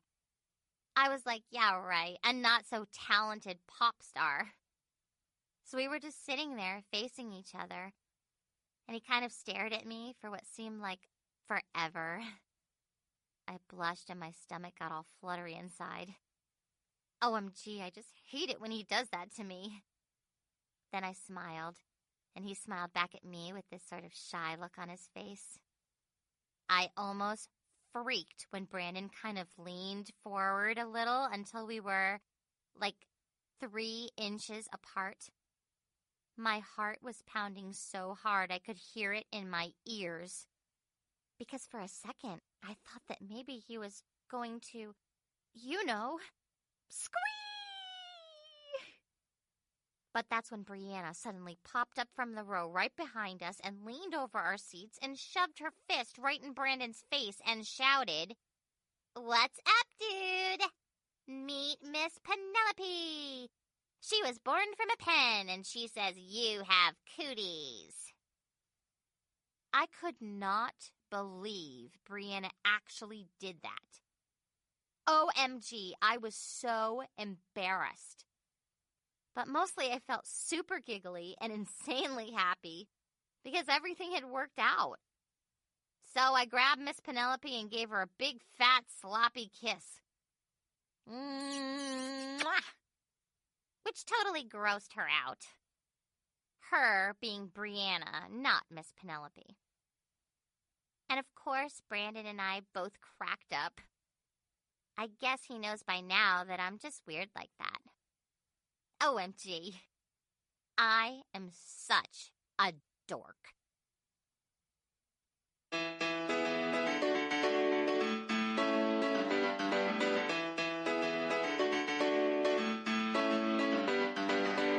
Dork Diaries, Tales from a Not-So-Talented Pop Star was written by Rachel Renee Russell and read by Lana Quintal. It was recorded at Odds On Recording in Las Vegas, Nevada.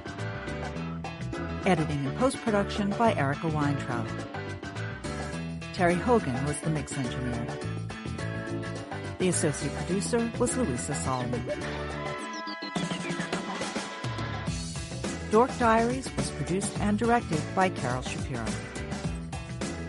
This has been a presentation of Simon & Schuster Audio.